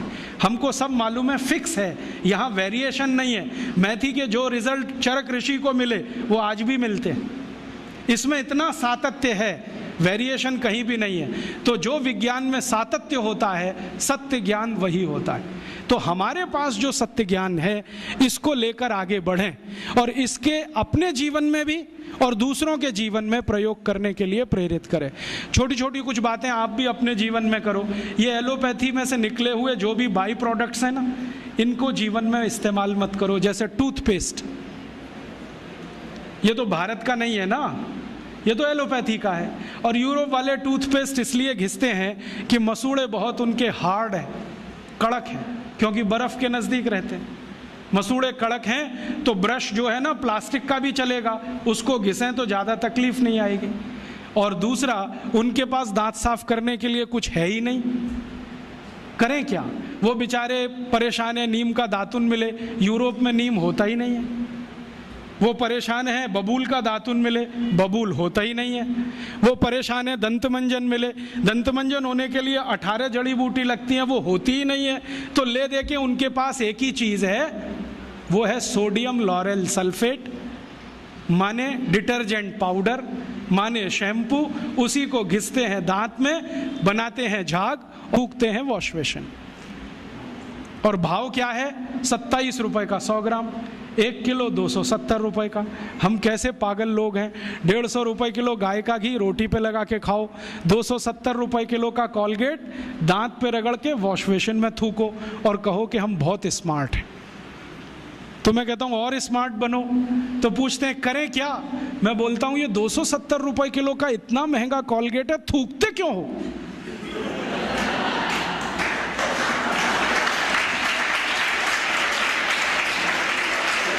इसी कॉलगेट को रोटी पे लगा लगा के खाओ। और वो कहते भी हैं कि इसमें कैल्शियम है, इसमें मिनरल्स हैं, तो खाओगे तभी तो काम आएगा। और खा नहीं सकते तो इंजेक्शन ले लो कॉलगेट के, नहीं तो एनीमा तो ले ही लो, नहीं तो काम कैसे आएगा वो कॉलगेट। इस मूर्खता में मत फंसो। ये कॉलगेट, क्लोजअप, पेप्सोडेंट, सिबाका, फॉरेंस यूरोप की मजबूरी है, उनके यहाँ कुछ नहीं है। हमारे यहाँ पता है क्या है? आयुर्वेद में दांत साफ करने के लिए 12 जड़ी बूटियाँ, 12 तरह के वृक्ष की डंडी, नीम की दातुन चैत्र के महीने में, सुनो जरा इसको गंभीरता से, हर महीने में अलग दातुन। नीम की दातुन चैत्र के महीने में, बैसाख में बबूल की दातुन, आषाढ़ में आम की दातुन, और मैंने देखा हर महीने में विशेष दातुन। और इतना माइक्रो स्टडी किया गया हजारों साल कि चैत्र के महीने में शरीर की प्रकृति ऐसी रहती है तो नीम ही है जो बैलेंस कर सकता है, तो नीम की दातुन। बैसाख के महीने में ऐसी प्रकृति है तो बबूल बैलेंस करता है, तो बबूल का दातुन। आषाढ़ में ऐसा है तो आम बैलेंस करता है, ये बैलेंस कर। तो इतने बड़े साइंस को छोड़कर आप फंस गए वो कॉलगेट में। खत्म करो ये कॉलगेट। हम तो मजबूर नहीं है, गांव गांव में नीम मिलता है, बबूल मिलता है, तो नीम बबूल का दातुन करो, नहीं मिलता तो दंतमंजन करो। ऐसे यूरोप से आए हुआ ये जो शैम्पू है, ये वो लगाते हैं इसलिए कि बाल कड़े हैं, कड़क है। कड़क इसलिए कि पेट साफ नहीं है, कब्जियत है। आपको शैम्पू की क्या जरूरत है? आपको बाल ही साफ करने हैं तो आयुर्वेदिक औषधि है आंवला, रीठा, शिकाकाई, गांव-गांव मिलती है, कहीं से भी ले लो, इकट्ठा करके डिब्बे में रख लो, बराबर मात्रा में मिला लो, 1 चम्मच गर्म पानी में डालो, सवेरे उस पानी से बाल धो लो। फिर कोई कहेंगे जी डैंड्रफ हो जाता है, तो उसके लिए नींबू का रस जिंदाबाद। नींबू के रस में थोड़ा गुड़ मिला दो और उसको बाल में लगा लो, सब डैंड्रफ निकलता है। एलोवेरा जिंदाबाद। ग्वारपाठा कहीं भी मिलता है, उसका रस ले लो, बालों में लगा लो, एकदम ठीक कर देगा। अपने पास कुछ कमी नहीं, तो अपनी जिंदगी में ये एलोपैथी निकालो। सवेरे ही सवेरे उठते हो, चाय पी लेते हो, कॉफ़ी पी लेते हो। आयुर्वेद कहता है कि ये जो चाय कॉफ़ी पिए तो जिंदगी भर बीमारी ही बीमारी। सवेरे का दिन शुरू करो पानी से, चाय कॉफ़ी से नहीं, तो अपने आप स्वस्थ रहोगे। तो अपने जीवन में भी थोड़ा आयुर्वेद को लाओ। अपने जीवन में खान पान आयुर्वेद के हिसाब से, रहन सहन आयुर्वेद के हिसाब से, आचार व्यवहार आयुर्वेद के हिसाब। खान पान माने जो भारतीय है वही रखो। यूरोपीय अंग्रेजी खान पान, pizza, burger, hot dog, cold dog, chowmein, noodles, क्यों फंस गए इसमें? नाम भी बड़े विचित्र हैं। हॉट डॉग गरम कुत्ता, कोल्ड डॉग ठंडा कुत्ता। चाउमीन का क्या मतलब आप नहीं जानते, तो क्यों खा रहे हो? अपने यहाँ बहुत कुछ है खाने पीने के लिए। भारत तो ऐसा अद्भुत देश है कि जिस दिन जन्म लिया और जिस दिन मरो, हर दिन एक नई डिश बना के खा सकते हो। इतनी वैरायटीज हैं इस देश में। ये यूरोप में तो पाव और भाजी, माने बर्गर, पिज़्ज़ा, ये सब पाव से ही बनता है। वो उनकी मजबूरी है, क्योंकि गेहूं तो है उनके यहाँ, गेहूं अपने यहाँ भी है, गेहूं का आटा बनाते हैं, हम भी बनाते हैं। आटे को गूंदना नहीं आता उनको, क्योंकि वो टेक्नोलॉजी आज तक वो सीख नहीं पाए, और हमने शायद ट्रांसफर भी नहीं किया होगा। तो आटा गूंदना नहीं आता, आटे को सड़ाना जानते हैं, तो सड़ाते हैं उसको, 20-20 दिन सड़ता है। और वो सड़े हुए आटे से पाव ही बन सकता है, ब्रेड ही बन सकती है।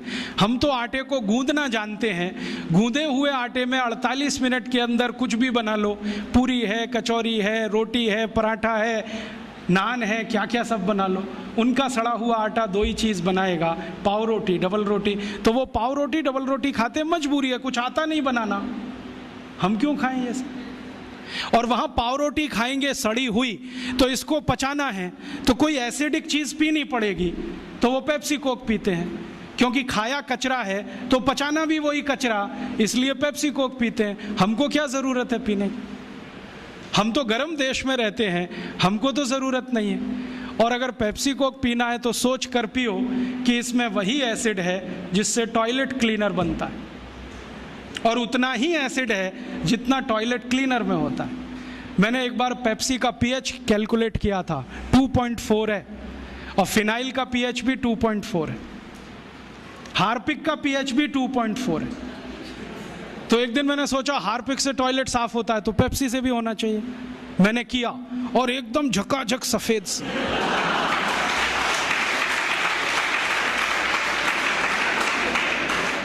उस दिन से मैंने बोलना शुरू किया, ठंडा मतलब टॉयलेट क्लीनर।